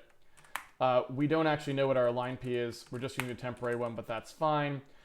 We know our x-axis and our y-axis. Those are actually specified, right? We have them. Here they are. And the T-camera up we're not going to mess with, right? So that will actually give us our sprite values that we actually want. You know what I mean? And technically now we could get rid of the bitmap dim stuff and stop using this push button. I'm not going to bother. I'm just going to let that happen there. For the time being so I can inspect it. I'm going to store that back to our array. So here in piece sprites, when we're actually able to retire one of these, I'm going to say, okay, why don't you put that, you know, whatever the piece index that we're working on here, right? That. I'm going to say, move that over here so I can see more. I'm going to say, look, whatever that piece index is, here it is now. So now we can remember what that is. And so from now on, I would actually have a way of getting alignments so I can connect my sprites up, because when I actually go now to pass in this base point here, I can actually add in an offset computed from some previous parent. You know what I mean? Okay. So the first thing I want to do is just get this working the same as it was working before. So if I run this, I'm rendering to the same thing, so I'm seeing the same thing as I was seeing before, right? So the first thing I want to do there is say, well, let's suppose that now we're going to render with the sprite information instead. So instead of calling push bitmap here, and push bitmap in this case is doing like all of this other garbage, right? Instead of calling push bitmap, let's try and call something that's actually more direct. Like, you know, inside the renderer, let's stop calling that stuff and start calling this stuff or something, right? If that makes sense. So let's suppose I was going to call push sprite, and in here, you know, looks like, well, we still have a size baked in there, so I don't really need it to be doing that. Do we have one that doesn't bake a size in? We need just a bare, like, push call that's just like push one of these things on that just specifies everything, right?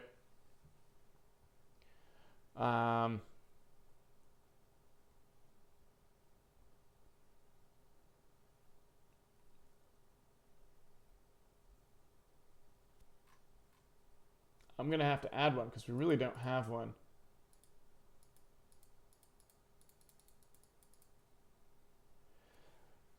Who uses push sprite?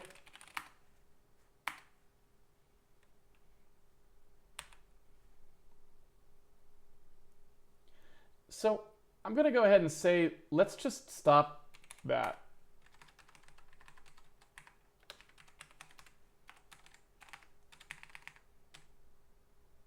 Because if you look at what happens here, there's no reason that it needs to be the unit access for any particular reason. So I'm going to call these scaled.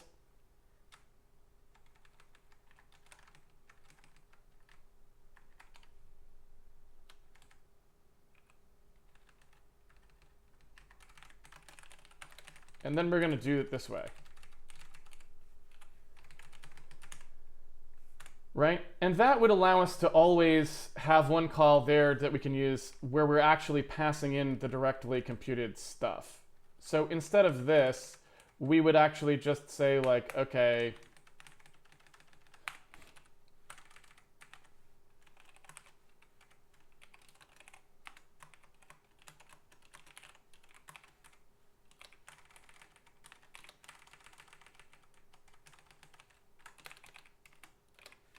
you know what I mean?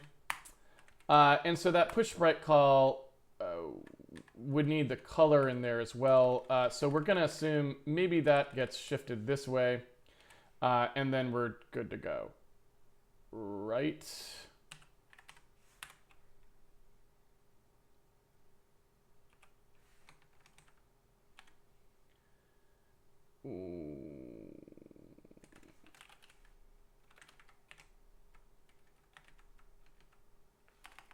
What is the bounds there?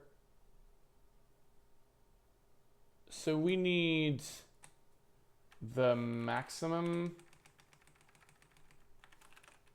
I'm assuming.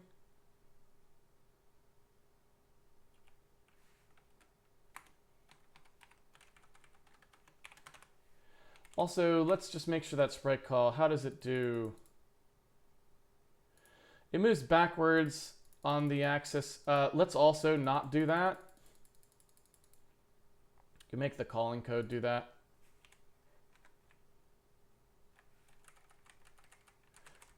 Oops, not that. This one. Let's not do that. I would vote for making that be something that happens in the actual call, right? And similarly, we could have a version in PushSprite that does that for you. But again, like I want to kind of pull that out a little bit more specifically. So I'm going to say that this is actually not the center P, that's the min P. And that just doesn't get computed, right? And so here, you know, we can do that work and we can add that in if we find we actually need that call, but I don't think we're gonna.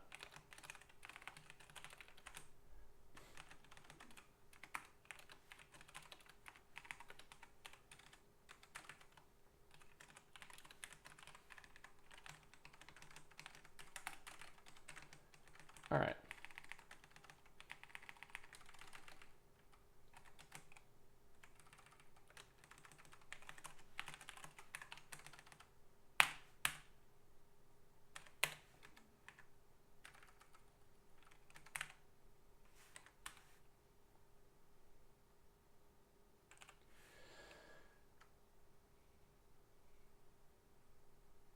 Oh, right. I do have to do that.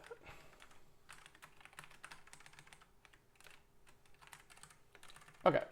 So yeah, again, that's just used in the debug system, so that's not really something that I care about either. I mean, in the editor. So again, like we could make a utility function for that. If we want to preserve that old, it would be calling push sprite this way would be a utility function. But again, I don't really want that to be probably a thing. We'll see.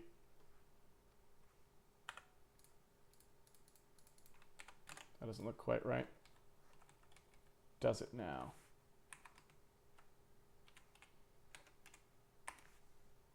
There we go.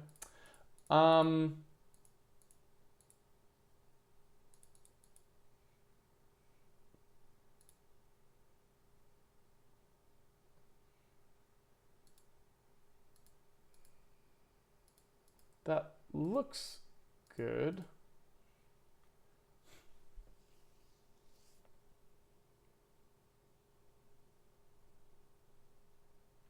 So one thing I don't know. Oh, one thing I don't know is how are those bounds? How are we specifying those bounds? I think, you know what we probably need to do? I think we needed to do this. That's what I should have been doing. Because we don't know, we don't really want max x, right? We want whatever the difference between the min and the max is. I probably accidentally deleted a call to that as I was moving those around. And I can, yeah, I didn't mean to do that. So let's try that.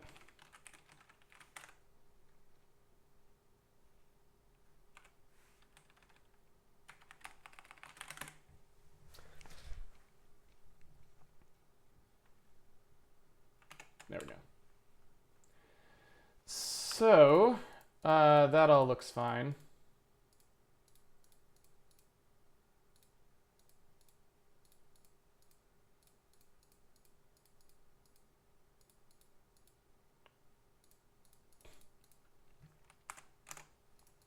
And so now I can finally actually just call that inside entity. Oops.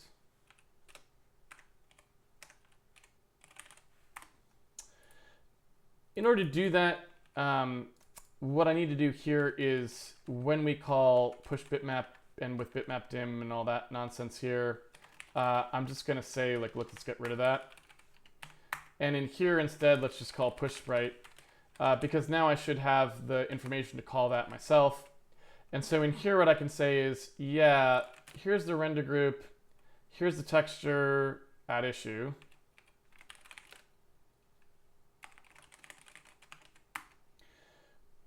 The min p we computed, it's in here. The scaled axes are also here. The color value we know,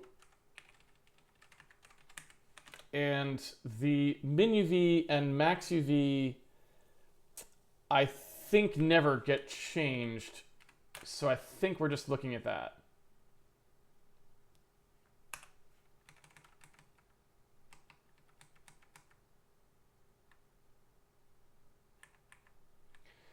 These would all be off of the sprites position. So yeah, all of this stuff that's happening here, that's just like off of the sprite now. But we'll be changing that code in a second anyway.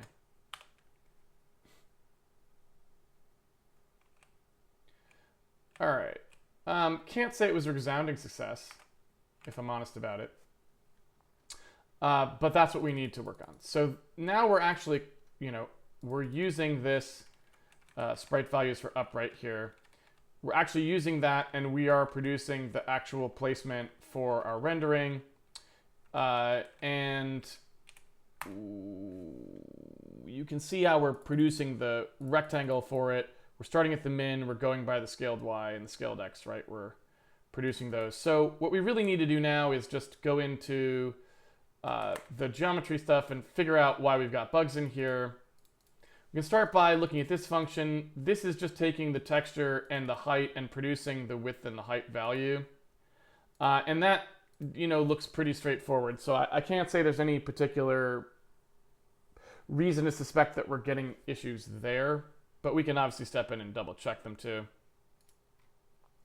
So we're probably getting problems here inside render group, right? So we're passing in the base P, and that base position is the ground P plus whatever the offset from the animation stuff is, plus the piece offset. But that seems good. That's where we would start, right? Then we have the world dimensions, which is the thing that we computed right here. So that was coming from here, and we believe that to be correct as well. Then we've got the align percentage, which again we're getting from the bitmap itself, which is probably just like 0.5, 0.5. And then we have our two axes that we start with, and we're not changing the T-camera up. So in order to produce our alignment amount, and I guess I should move that down here because it's really probably where it goes.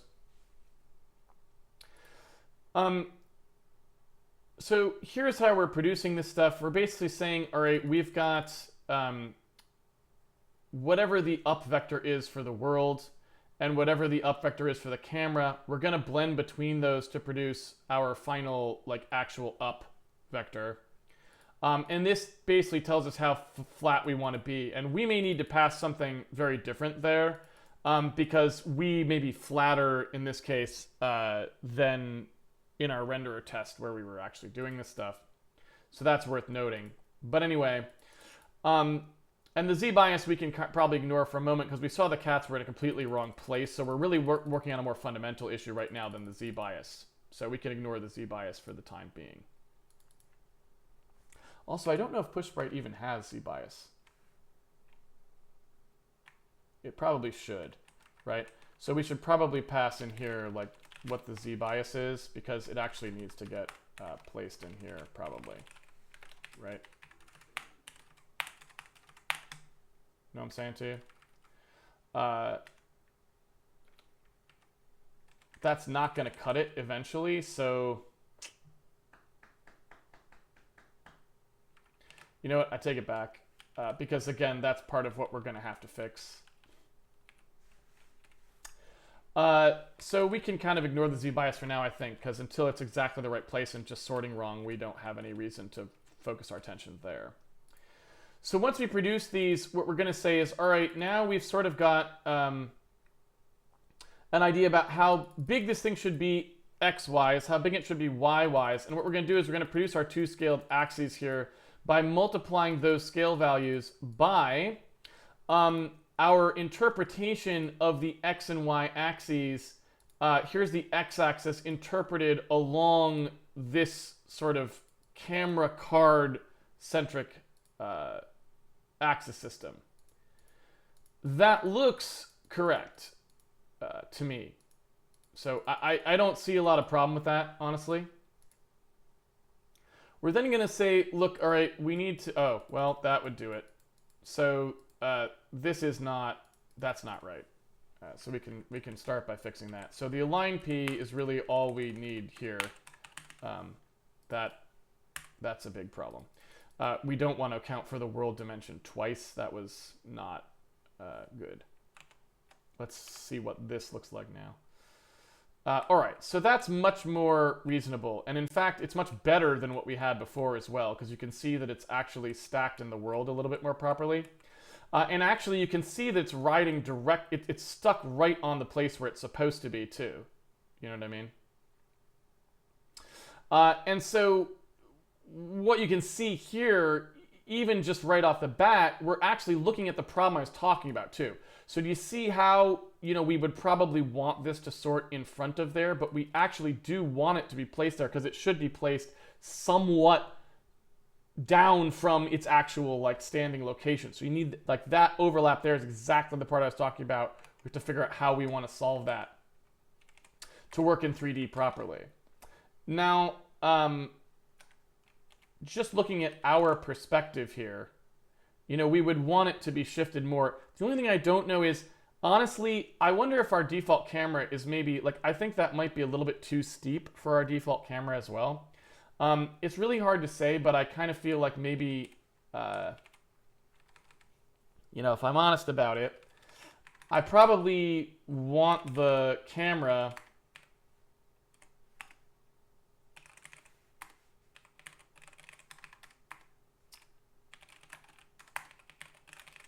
sorry, it's on the wrong file there.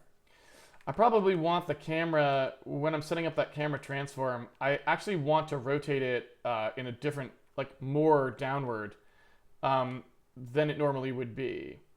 So, you know, looking at how this gets set up here when we're not using the debug camera, here's the world mode camera pitch that's normally set up, and I think those get overridden, right? Like if you want to use the debug camera, yeah, you can see it using debug camera pitch and stuff like that. So if we're using the normal one, this value here actually controls that pitch. So, you know, if I was to make it pitch down more, that might actually be more accurate to what we wanted to do. So let's say that we were going to have a more oblique pitch. So something that's a little bit more side on there. So, that might be a little bit too much, or maybe it's not. Maybe that's actually good. I don't really know. It's hard to say. Not sure why why is that causing a problem with interpolation? That's interesting. Huh. Take a look at that later. So I don't know if we'll want to be a little bit more side on, than we were.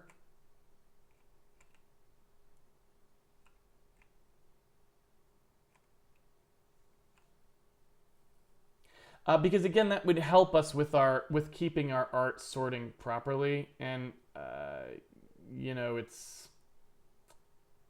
difficult to say. I don't really know what we want to do there. That might be a little bit much.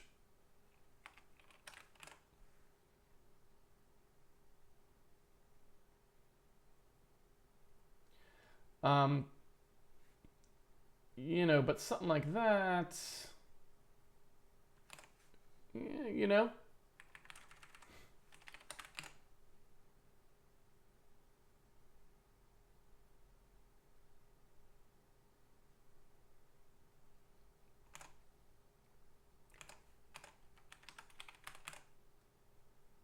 it's always kind of a struggle to figure out like what we want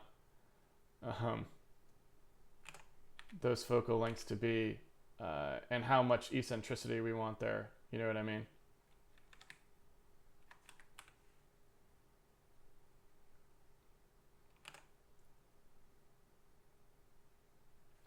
I need to make a little thing where I can play with the camera values and dial us into exactly what I want. We should probably do that sometime soon, especially if we're working on like the snapping stuff now, right? But just thinking about how far the camera should be above the world, again, is just like we need to, at some point, lock that stuff in. And, now that we're going to be putting art in the game, we kind of need to get that exactly right. We can't really afford to have that be wrong anymore. Where is the camera code for that? In simulation, right?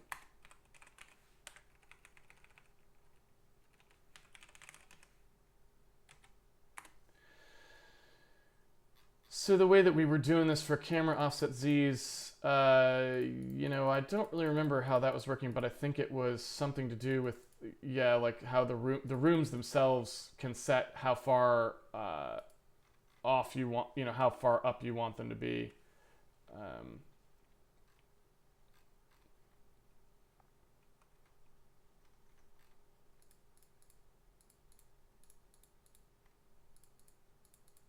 So that camera offset Z for the in-room,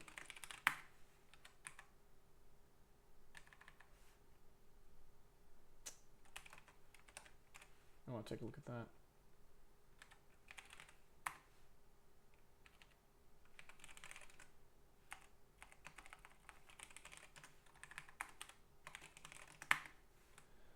So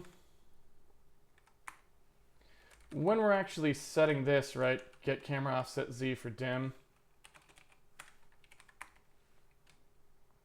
you can see, oh great. You can see we kind of played around with what we wanted them to be, and it's not great, right? But yeah, so,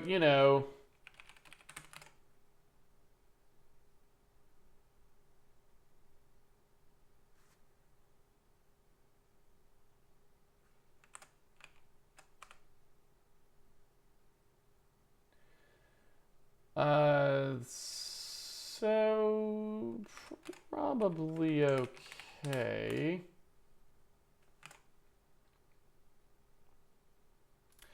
I also might want to make our build. Our build is slower than I would like it to be right now. So,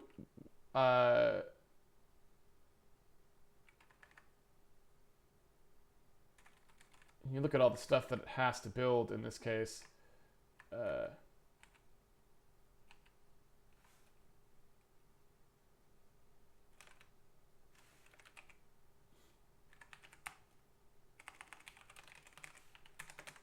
If I just get rid of a couple of these, it's probably a good thing.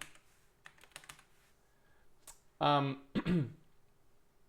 don't know that it really speeds up the build all that much, but it's at least more minimal now. So, you know, if we were to do that more as our perspective, and assuming I fix whatever weirdness is happening with the camera there, it's pretty bizarre. But we never really finished camera code. We still don't really know what we want to do with it exactly. But assuming we have something like that as the perspective, you know, that seems pretty reasonable, and it would keep us from having too bad of a situations with sorting, too rough of a sorting situation. We might have to do something where, like, we make blocks invisible at the edge of the room, though, which is kind of annoying. And again, I don't really know if I don't think there's really any other solution for that. I mean, we could tip slightly more up, so, you know, maybe just a little hair more would be the best possible option. I don't know. You know, maybe just a little tiny bit more. So maybe that, because then you can always see the bottom square, but you never get anything that tilts. You can never see the front side of things either, right? So, like, I don't know. Who knows? Maybe, maybe not. We'll see. This stuff would have to be extended, obviously.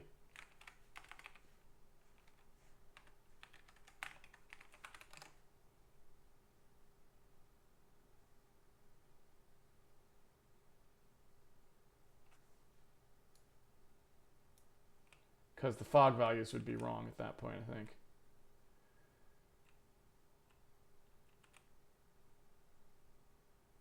Yeah, you can see our lighting region is wrong too. So yeah, we have some bugs in the camera projection somewhere.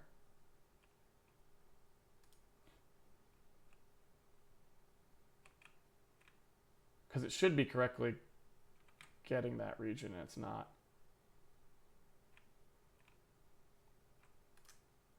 All right. Well, anyway, so probably opens up a bunch of stuff that we should be working on. We should probably get the camera stuff right. But now that we have that part of the snapping working, we should be able to actually snap these sprites together as well. And so if we look at something, you know,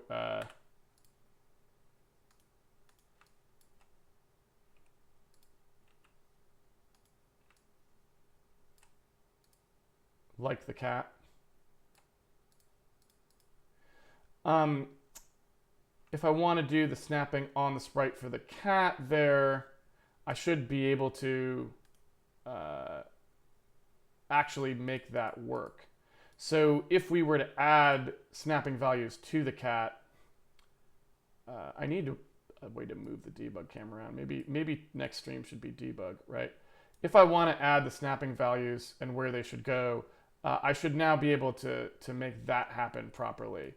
So I think that's the next thing that we should do. So let me just do that real quick since it's really easy.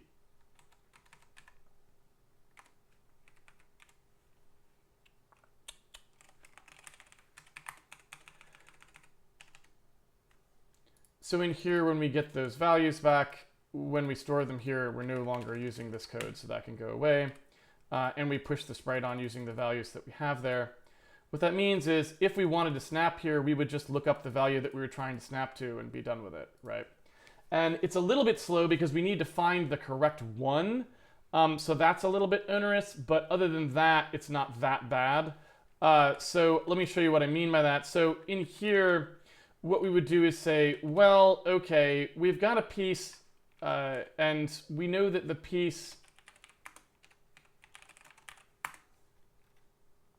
So we look at this right here. We've got one of these, and we know that we've got this information. So we know we've got a parent index that we can use here to look back to see, you know, which parent, which thing it should be attached to. And obviously the first one doesn't have that, if that makes sense. So it doesn't really need to be done on piece index 0, but anyone else would want to do that. We can also do some things there where we could use an offset if we wanted to say that 0 was just initialized with the world, and so it could just reference itself. We could do some tricks there if we wanted to. So we'll see how we want to do that. But these here, this snapping basically tells us take this alignment on us and use that alignment on the parent. So to start with, when we do this snapping, what we can do is initially take what our child alignment is and use that instead of just getting the first thing.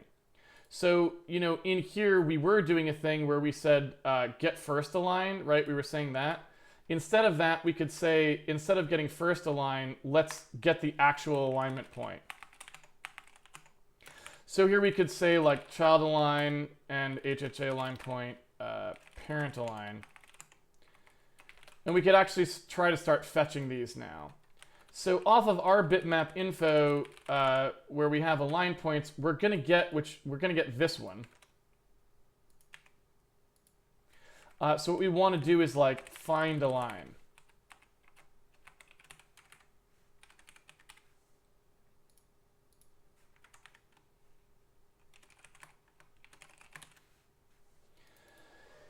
So hopefully that makes some sense there. Like you can see, we would basically, you know, we'd get this out.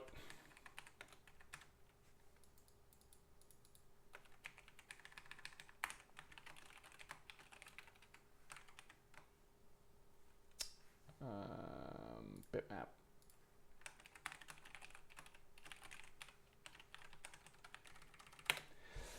So if we got that out, what we would then do is we'd say, let's get the alignment for the child align, whichever one that is, you know, find that. And then here we would, you know, do the same thing.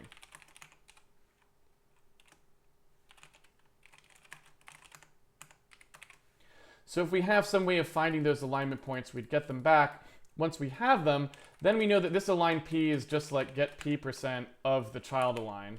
That's where we're aligning this thing, right? And then we have some parent alignment basis point. So we would say, you know, what is this value here, like the entity ground p thing? That.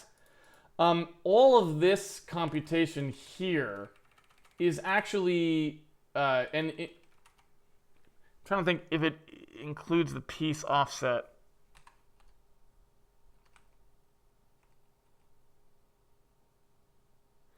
Yeah, so that's kind of a little complicated just in terms of how it's supposed to work.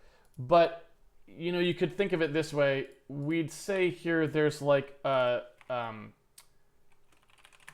initial p value that comes in here, which is that. And if we are not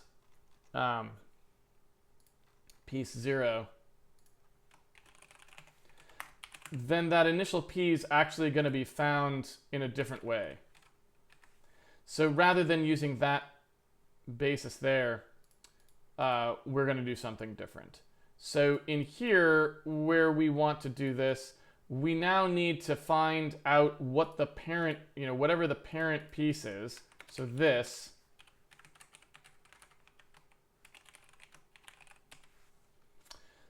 We want to look up what its sprite transform was. Let's just say, hey, whatever, you know, we know our parent got processed before us because we enforced that ordering.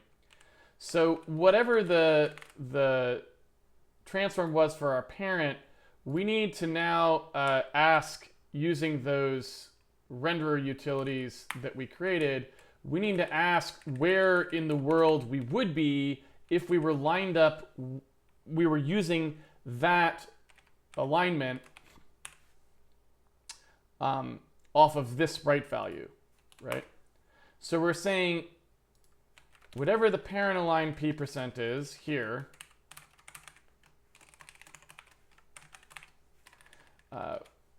whatever that should be, interpret that on this on this frame of reference, which is what our parent was, use that. And then we will then align to that using our point, whatever that is. It's pretty complicated, right? But I mean, that's the long and short of it, right?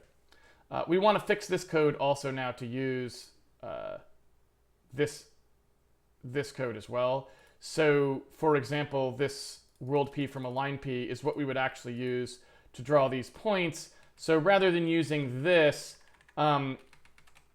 here where we're actually calling this part forward, this would actually be also world P from align P. And we would pass our sprite values and whatever the alignment point was, that P%. This.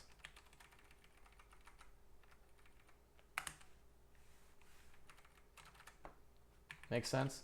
And then that goes away.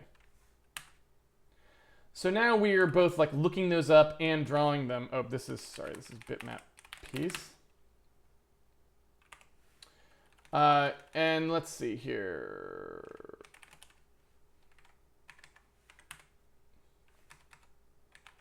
That's just a bug typo. And so that's all of the snapping code, actually. And so we just need some way of actually doing that find align, if that makes sense. Let's go ahead and change that there. I like spite.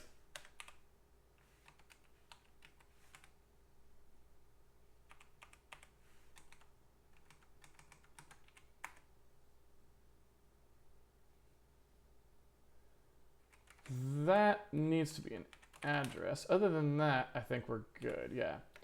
So all we really need here is inside our accessors for when we're actually using these. What we want to do is have a find align function that takes the information necessary to find one of these and basically says, look, for this bitmap, find me the align point that is of that type and give it back. So we'd start with an align point maybe that had nothing. We'd look through them all, and if we found one, we would return it. You know what I mean? So in here we would say, all right, we've got a point index. We go through however many there are in the bitmaps.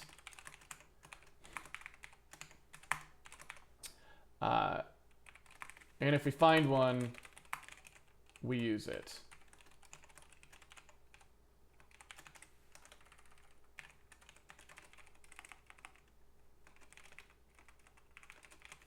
So we would effectively do a like get type here, right? Now, when we do this, what we're really saying is we want to be able to do a toParent here as well.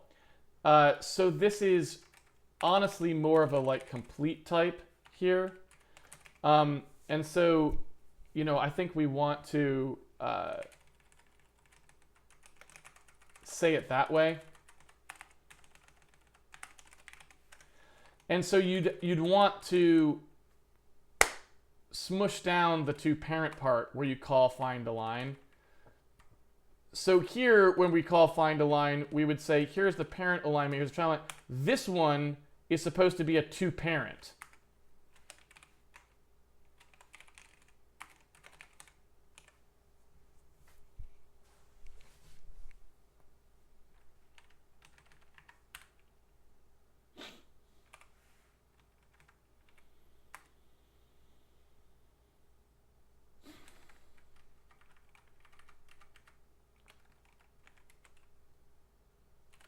Don't ask me why I'm passing it that way.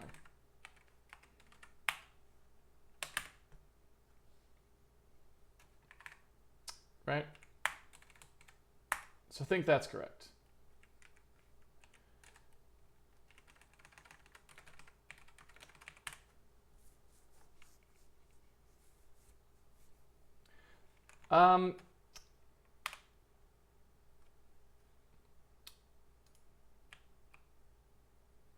Don't ask me what that's doing there.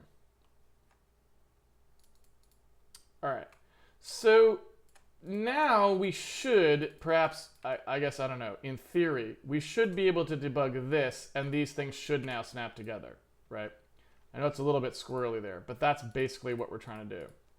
So if we can find these alignment points here, oh, and also this parent align is wrong because that bitmap info is actually, has to be the parent's bitmap info, right? So we need to reach back into that particular piece. So it's really this, and we can do it this way.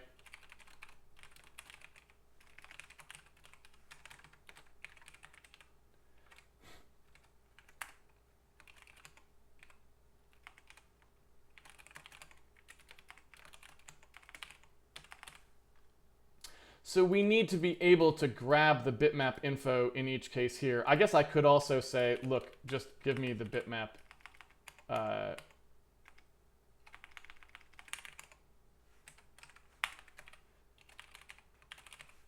Like that.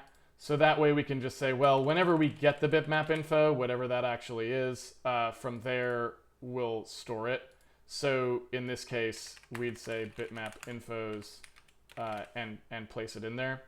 And that way we could also know when we're referring to something that doesn't actually exist, because it would be a 0. So in this case, what we could do is say, all right, like get rid of this and just say if parent bitmap info is valid, then we can look at the parent bitmap info's alignment point, like that. And then we can always write our own back in here, so whatever we find for ours, we'll put in there. Does that make sense? So we have an HHA bitmap that's our parent. Oops. Bitmap info. We set it to 0 normally, and then we go through it.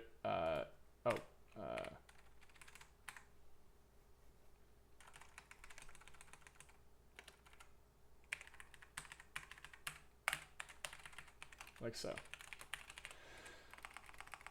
So normally what we do is we look up in that array, we say whatever our parent was supposed to be, we get their bitmap info out of it. We then say, all right, if we found one of those, then we can do an alignment point lookup to see what the parent alignment point was, and assuming we got that, we'll take whatever the piece is, and we will use the percentage for our parent alignment to align us with that.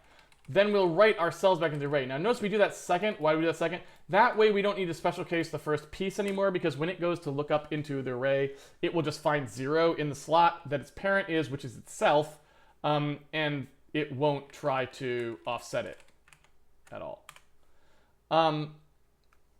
Okay, so now we need to debug that, because that's going to give us, yeah, like any bugs we have will send things flying off into the middle of nowhere, which is not what we want. So now we have to just debug that, but I think that's roughly correct, meaning that will now give us all of our snapping. What we don't know here is, like, looking at this stuff, so, you know, you can see here the way this stuff flows through.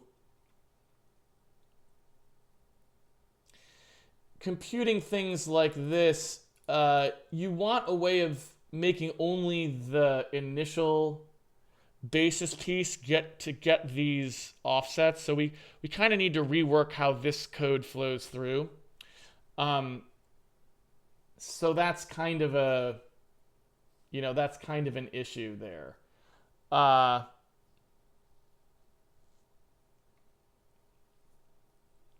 so that stuff needs to get improved, to say the least,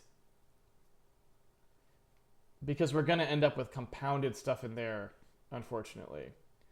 But if we look at how this is being used, we still should be able to get our initial sprite to be placed in the right location. The fact that it's not is a bad sign, so we should probably fix that.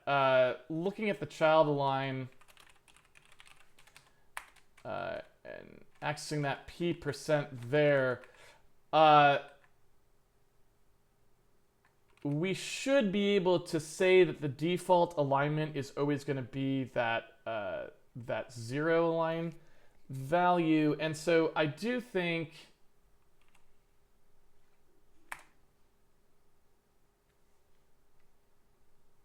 So I do think what we may need to do is set the initial, like all of our initial stuff should be set to actually use none there, although we could make default.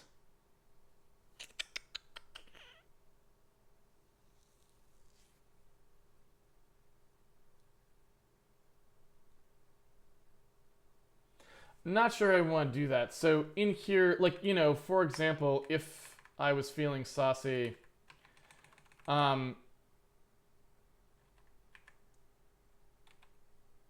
might say that you can just set that. If it's not, yeah,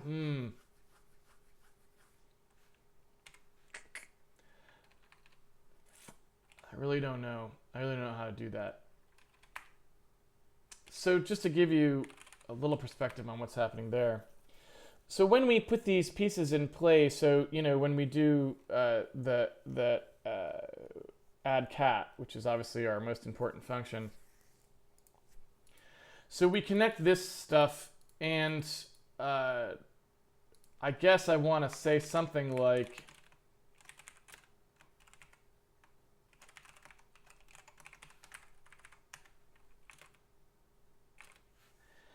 this. Like, you know, I want to be able to say that this initial piece is connected to the world.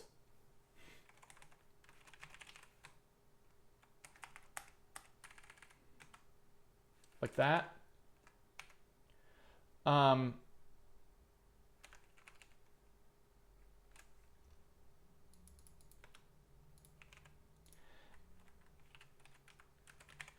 And so when we would do that, instead of like this stuff, we would always just say like the parent piece, in this case, is 0, and the align type is none. Oh, well, actually, that's a smarter way to do it, isn't it, now that I think about it?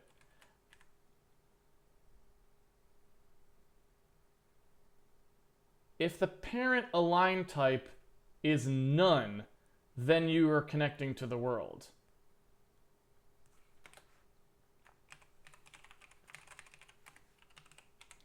That seems a little easier.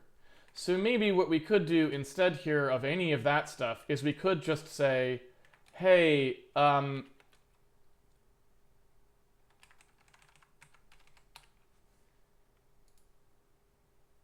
in this case,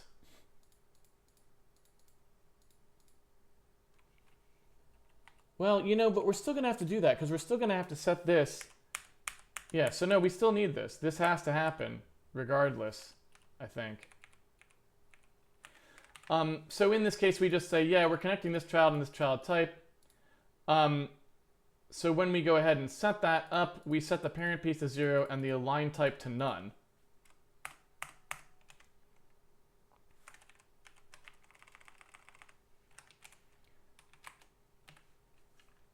So it's actually this. And then the child align type is the align type we're talking about. So it's basically saying connect this piece, but to the world, so it doesn't get an actual parent. Does that make sense? So then inside here, when we're actually drawing this, that makes more sense now, because effectively what we're saying is like we are going to look for the alignment type in this case. And I think when we look here at the, you know, this child type that we're passing in, that has to get ORed with toParent, right? Because it's looking for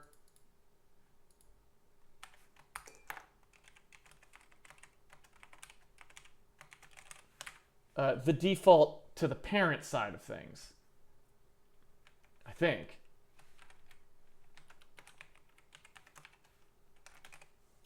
So in this case, we have to specify that ORed together.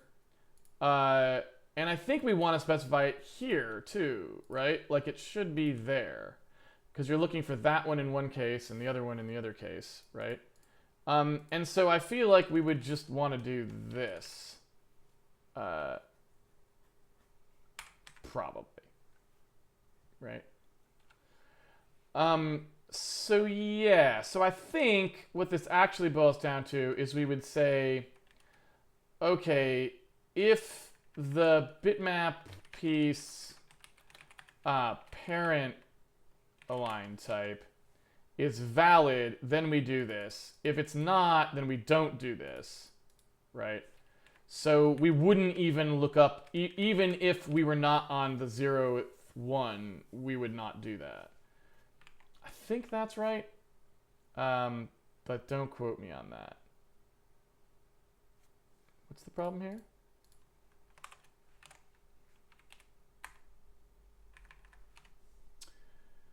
Connect piece to world. Oh, that is not true.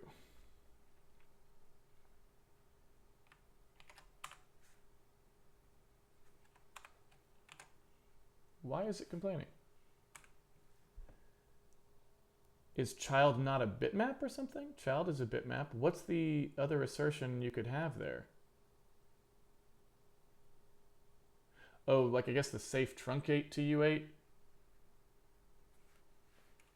Okay, so I guess maybe there's our reason. That's not part of the U8. So these actually have to not be ANDed with that.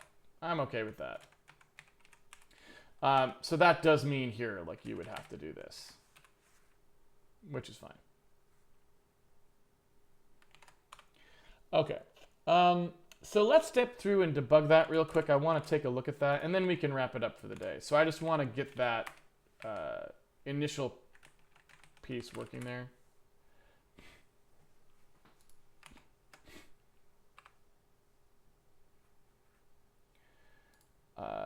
So let's set a breakpoint in the entity system there. And just stop in here somewhere. So when we come through here, I just want to look and see what like the bitmap piece is set to, for example. So this one's entirely cleared. And so I want to make sure that that actually works when that's actually the case. So let's go into child align, and it's looking for a type of what? Just to parent, right? 0 and to parent. It shouldn't find one.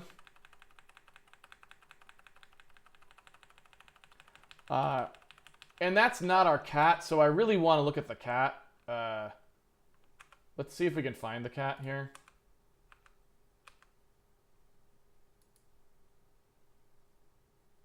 This looks like our cat.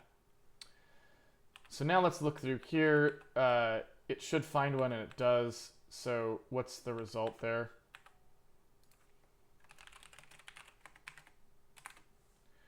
So here's our encoding. We create the initial P. We know that the parent align type is not involved, so this should just align us to the world in general. We write these pieces back. Let's see what the align P is. The align P is exactly what we think it should be, which is 0.5, 0.5 within epsilon there. We go for the world dimensions. We look and see what those are. Those are reasonable dimensions. We go in here to say we pass the initial P in the world dim, right, and our alignment and our axes. That looks like that should be giving us the right answer, to be honest with you.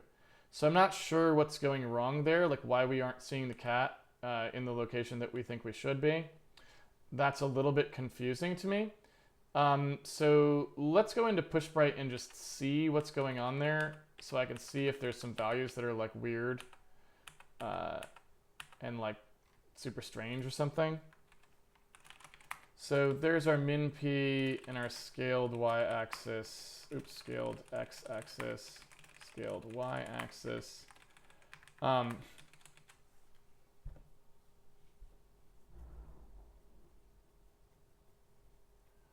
mean, that looks totally reasonable, right? I don't see anything weird going on there.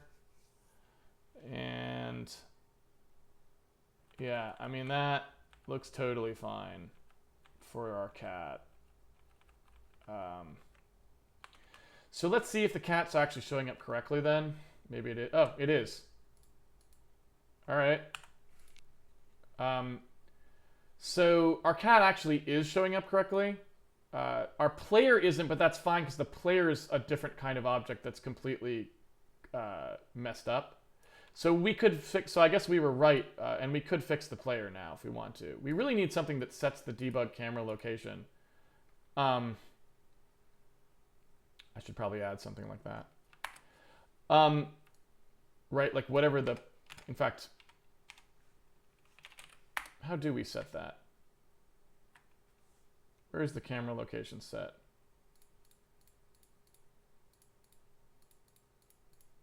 So there it is.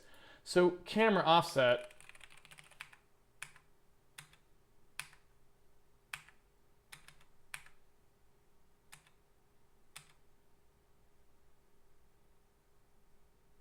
is actually something we could just overwrite.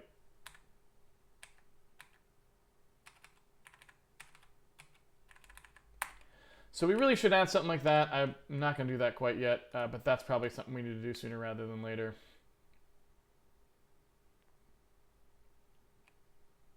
I guess I don't need to be in the debug for this.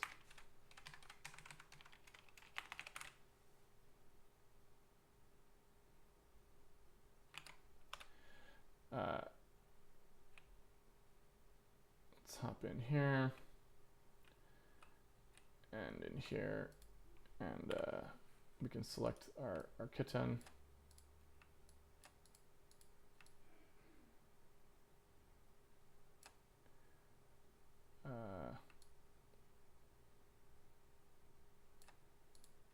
So much I got to fix in this UI.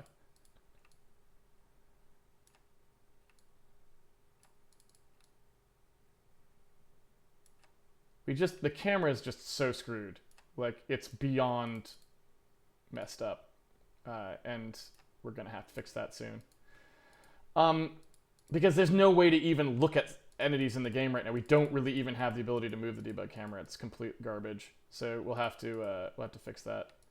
But anyway, so there's like, right, there's one of those, there's our cat, right? Not that we can see it, but if we could. So if we set the alignment point of like where the cat should be, you know, we can now place the cat properly on the tile, which is kind of nice, right? And then in theory now, if we add a child alignment point where the head is, which I just did, and I set that to base of neck, then you can see if I set the alignment point of this, then the cat is now assembled properly, right? And you can see it like kind of always gets assembled properly there. So now if I flip out of debug mode, our cat is always assembled properly. Now you can see why the Z bias and our Z positioning is going to be important, right? We need the head to sort in front of the body, for example, right? But even in fully 3D now, it's always pegged properly to the location. And so now I think we have full snapping working, right? That's all just correct. And so we really just need to now work on our actual, like we got to go fix our camera and our figure out how we're going to do that Z bias, right? And that has to be offset a little. But other than that, like we're in pretty good shape. Because I think that's really all there is to it. Right, that sort of concludes our editing of alignment points, because they just kind of work now. Know what I mean? All right. So that's good. We got done what I wanted to get done today, and we can save for the next stream. Maybe we'll go fix the camera, and then we can, once we fix the camera, then we can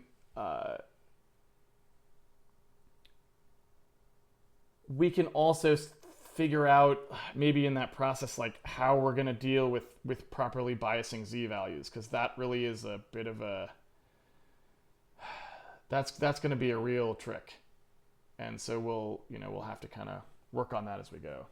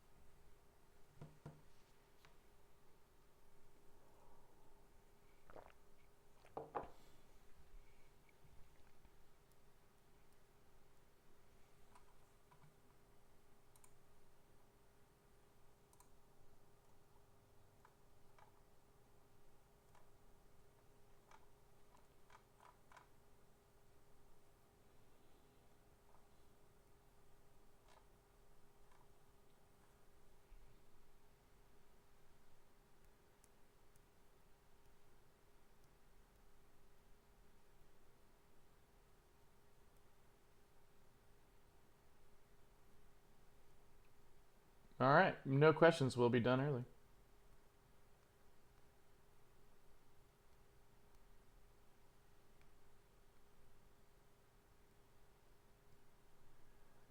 Do you know anything about the state of the series bitwise? We haven't heard anything from Pear in the last 2 months.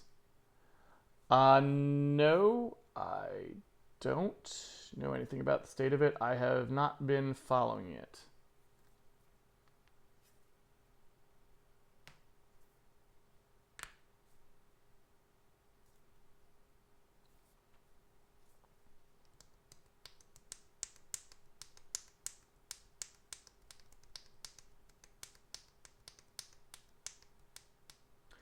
Why not render with the projection matrix plus WM matrices to position? I'm sorry, I'm not sure I understand the question.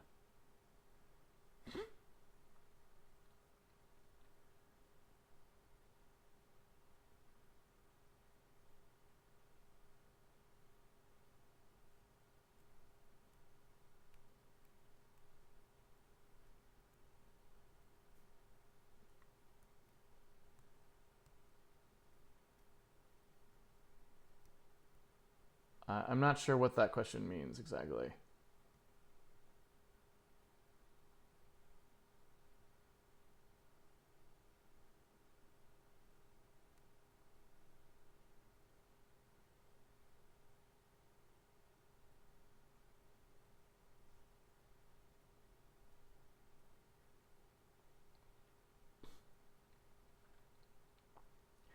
Is wait-free multithreading as difficult as lock-free multithreading? So, yeah, like,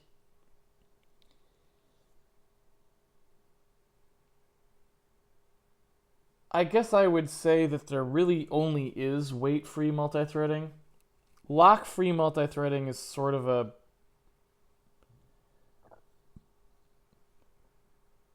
The phrase lock-free multithreading is really more a statement about the tools that you're using to implement your multithreading algorithm and not really a statement about the correctness of the multithreaded program.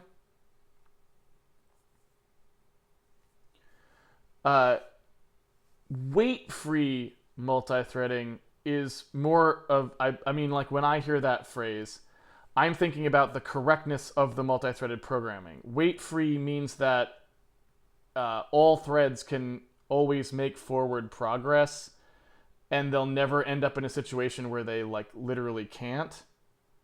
I mean, you know, like if I hear wait-free, I'm thinking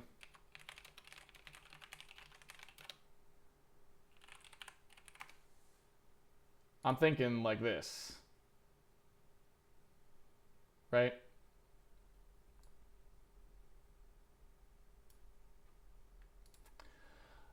So when I hear wait-free, what I'm thinking is that you actually designed the algorithm properly to not have any even abstract race condition.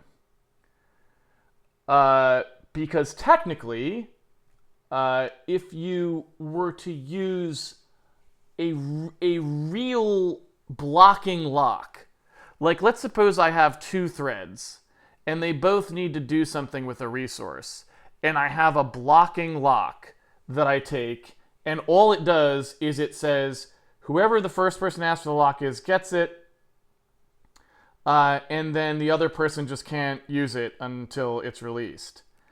If I have 2 threads who are both using that lock, then technically, right, I could end up in a situation where one thread never does any work. Because every time it goes to take the lock, it finds that the other thread has it. I mean, technically that's true, right? Even though in practice you know that will never happen probabilistically, it's technically possible for the worst possible scheduler to go ahead and create a situation where it does occur, right? If I only allow thread B to execute while thread A holds the lock that B needs, it will never get it. Wait-free synchronization is usually a statement about the fact that that is not technically possible. I would say, right? Meaning everyone always is able to do something. So they issue an atomic operation that is going to do something, and then they can continue to do work, right?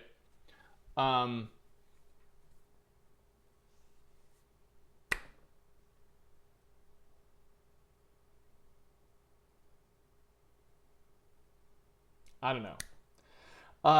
This stuff is complicated. If you try to read and actually understand this paper, which is the seminal paper in the field, right? It's pretty tough. And you get stuff that it can actually tell you, like, look, this thing is not technically possible, right? It's like, look, if this is your implementation paradigm and this is the kind of consensus you want to come to, it's like not possible to do so, right? And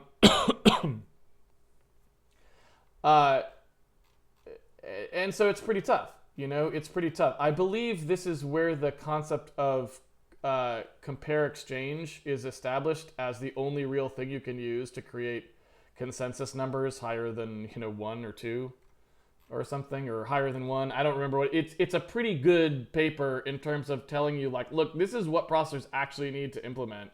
Because if actually all we have is these old things that we were using, we're never going to get anywhere. It's pretty good that way. So when I hear wait free, I'm thinking this. I'm thinking something that has to do with a proof about a consensus number and an implementation version. You know what I mean? That's what I'm thinking. Whereas if I hear lock free, I'm thinking like you don't have like things that look like a critical section, which doesn't really mean anything to me. I mean, I understand what you're trying to tell me, maybe. Like, you're trying to tell me, look, I didn't use this particular type of implementation technique, but I don't know much more than that, probably. Does that make sense?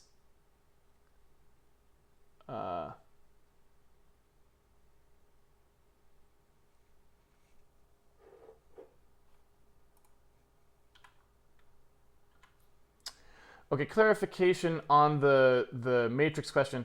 Why not render sprites with projection matrix resetting its rotation facing towards the camera? We do.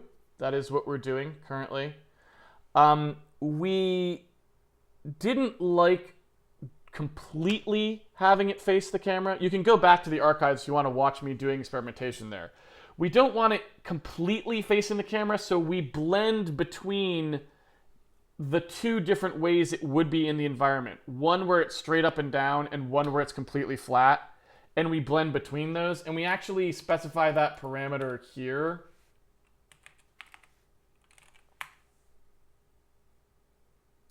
So this value is the difference between those two things. And so if you look, if you want to actually see that more in practice, so if we kind of go back to the cat we were looking at before, right? So if I come in this room and we're looking at this cat here, right? The headless cat. Let me actually reconnect the cat. We got to add the save and load now. We have a good reason to do that because now we can actually use the values. We kind of have a reason to do so. But let me actually put that on there.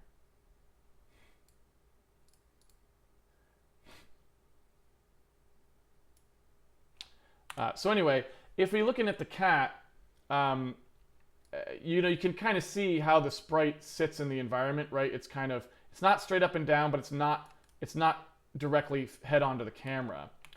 And if you set it head on to the camera or completely straight up and down, you can see the difference between those two things by setting these values. So let's say I set that value to 1.0 and recompile the program. That's what it would look like if the sprite was 100% facing the camera, right? And so that's what if I rotate around here so you can see what it looks like from a debug camera angle, right? It's very flat. It's very flat against the ground, which is what you'd expect because the camera's looking pretty straight down, right? If I set that to 0, now it'll be what it actually would be if it was a card in the environment, right? And so you can see how that looks here, right? It's very flat up and down. Sorry, we don't draw the back faces, so I can't show it there, but you can see, right, what I'm looking at there. And so it's kind of an open question, like what we actually want that value to be, and we can tune it when we finish how we want our art to look. But I kind of wanted it somewhere in between, and you know, maybe it should be a little more towards the back, or maybe a little bit more towards the front, like maybe that's about good. But I do like it to be somewhat, I like it to move perspective a little bit. I don't want it completely non-perspective, because it just feels a bit wrong to me. I don't like the way it feels when it's not at least a little bit, if it doesn't shift a little bit side to side. And so, you know, what that ratio, what the perfect balance is hard to say, but it gives it a little more depth. It integrates it a little bit better. And that's really why, you know, that's why I want those values to look like they do.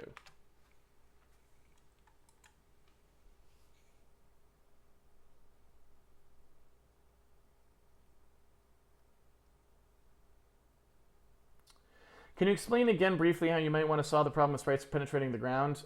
No, I can't, because I don't know what the solution is yet, right? So what I was saying is that that's something I'm going to have to look into and figure out how I want to do it. There's a couple different ways we can do it. One is by adjusting where the sprites actually are in the world, and another is adjusting what we use as the Z values for the actual pixels to fake where they are. And we don't really know which one of those is going to be, and it might be a combination of the two, right? It might be both of those things, it might be neither. So I don't really have an explanation of it yet, because I'm not sure how I want to solve it. Have you read Communicating Sequential Processes by Tony Hoare? No, I haven't. Would you mind posting that multi-threading paper in the chat? I'm guessing somebody already did.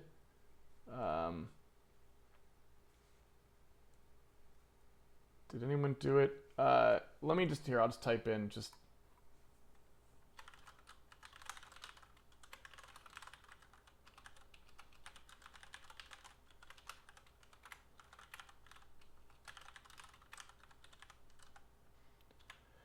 I might have spelled that slightly wrong, but that's really all you are looking for, right? Are you planning on allowing camera rotation in the final game? No, not really. You could reface after certain angles so it still gives you some of what you want. No, I don't really like the look of games that rotate when they have sprite art, so I probably won't allow you to rotate the camera. Pitching the camera, perhaps, but just not orbit, right? So we may pitch the camera a little bit. We may like let that happen, but we probably wouldn't let orbit ever happen, because I think it just breaks the illusion a little bit too much. So I probably would draw the line there.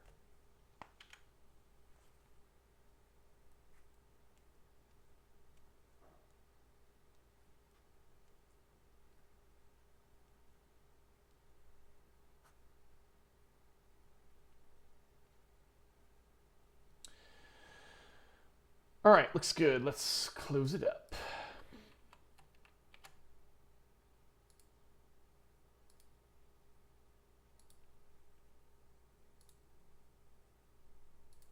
Thank you, everyone, for joining me for the episode of Handmade Hero. It's been a pleasure coding with you, as always, on this special, let me see if I can say it right this time, Krampfuslauf stream, leading up to, of course, I think in 2 days, the running of the Krampus will be coming up.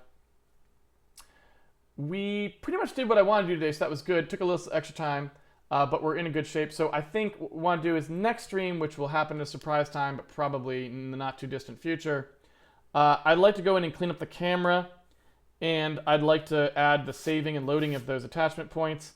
And then I think we want to get down and dirty with the Z-bias stuff there to figure out how we really want to render those. Because now we've got the ability to render our sprites correctly. I think we really want to push forward and try to get our graphics cleaned up there so that everything looks good. So that I think would be the next situation. Sizes also, like, so I think now we've got everything in place. We want to do some polish passes, get everything just so that our art looks good, and we can populate the world with confidence that when we put something in, we're putting it in the right way. So that's what we'll be up to next time. As always, if you want to follow along the series, you can always pre-order the game on handmadehero.org. It comes with a source code, so you can play around with it. That's easy enough to do. And so, yeah, until the next surprise Krampus Lauf stream, I'll see everyone on the internet. Take it easy, everybody.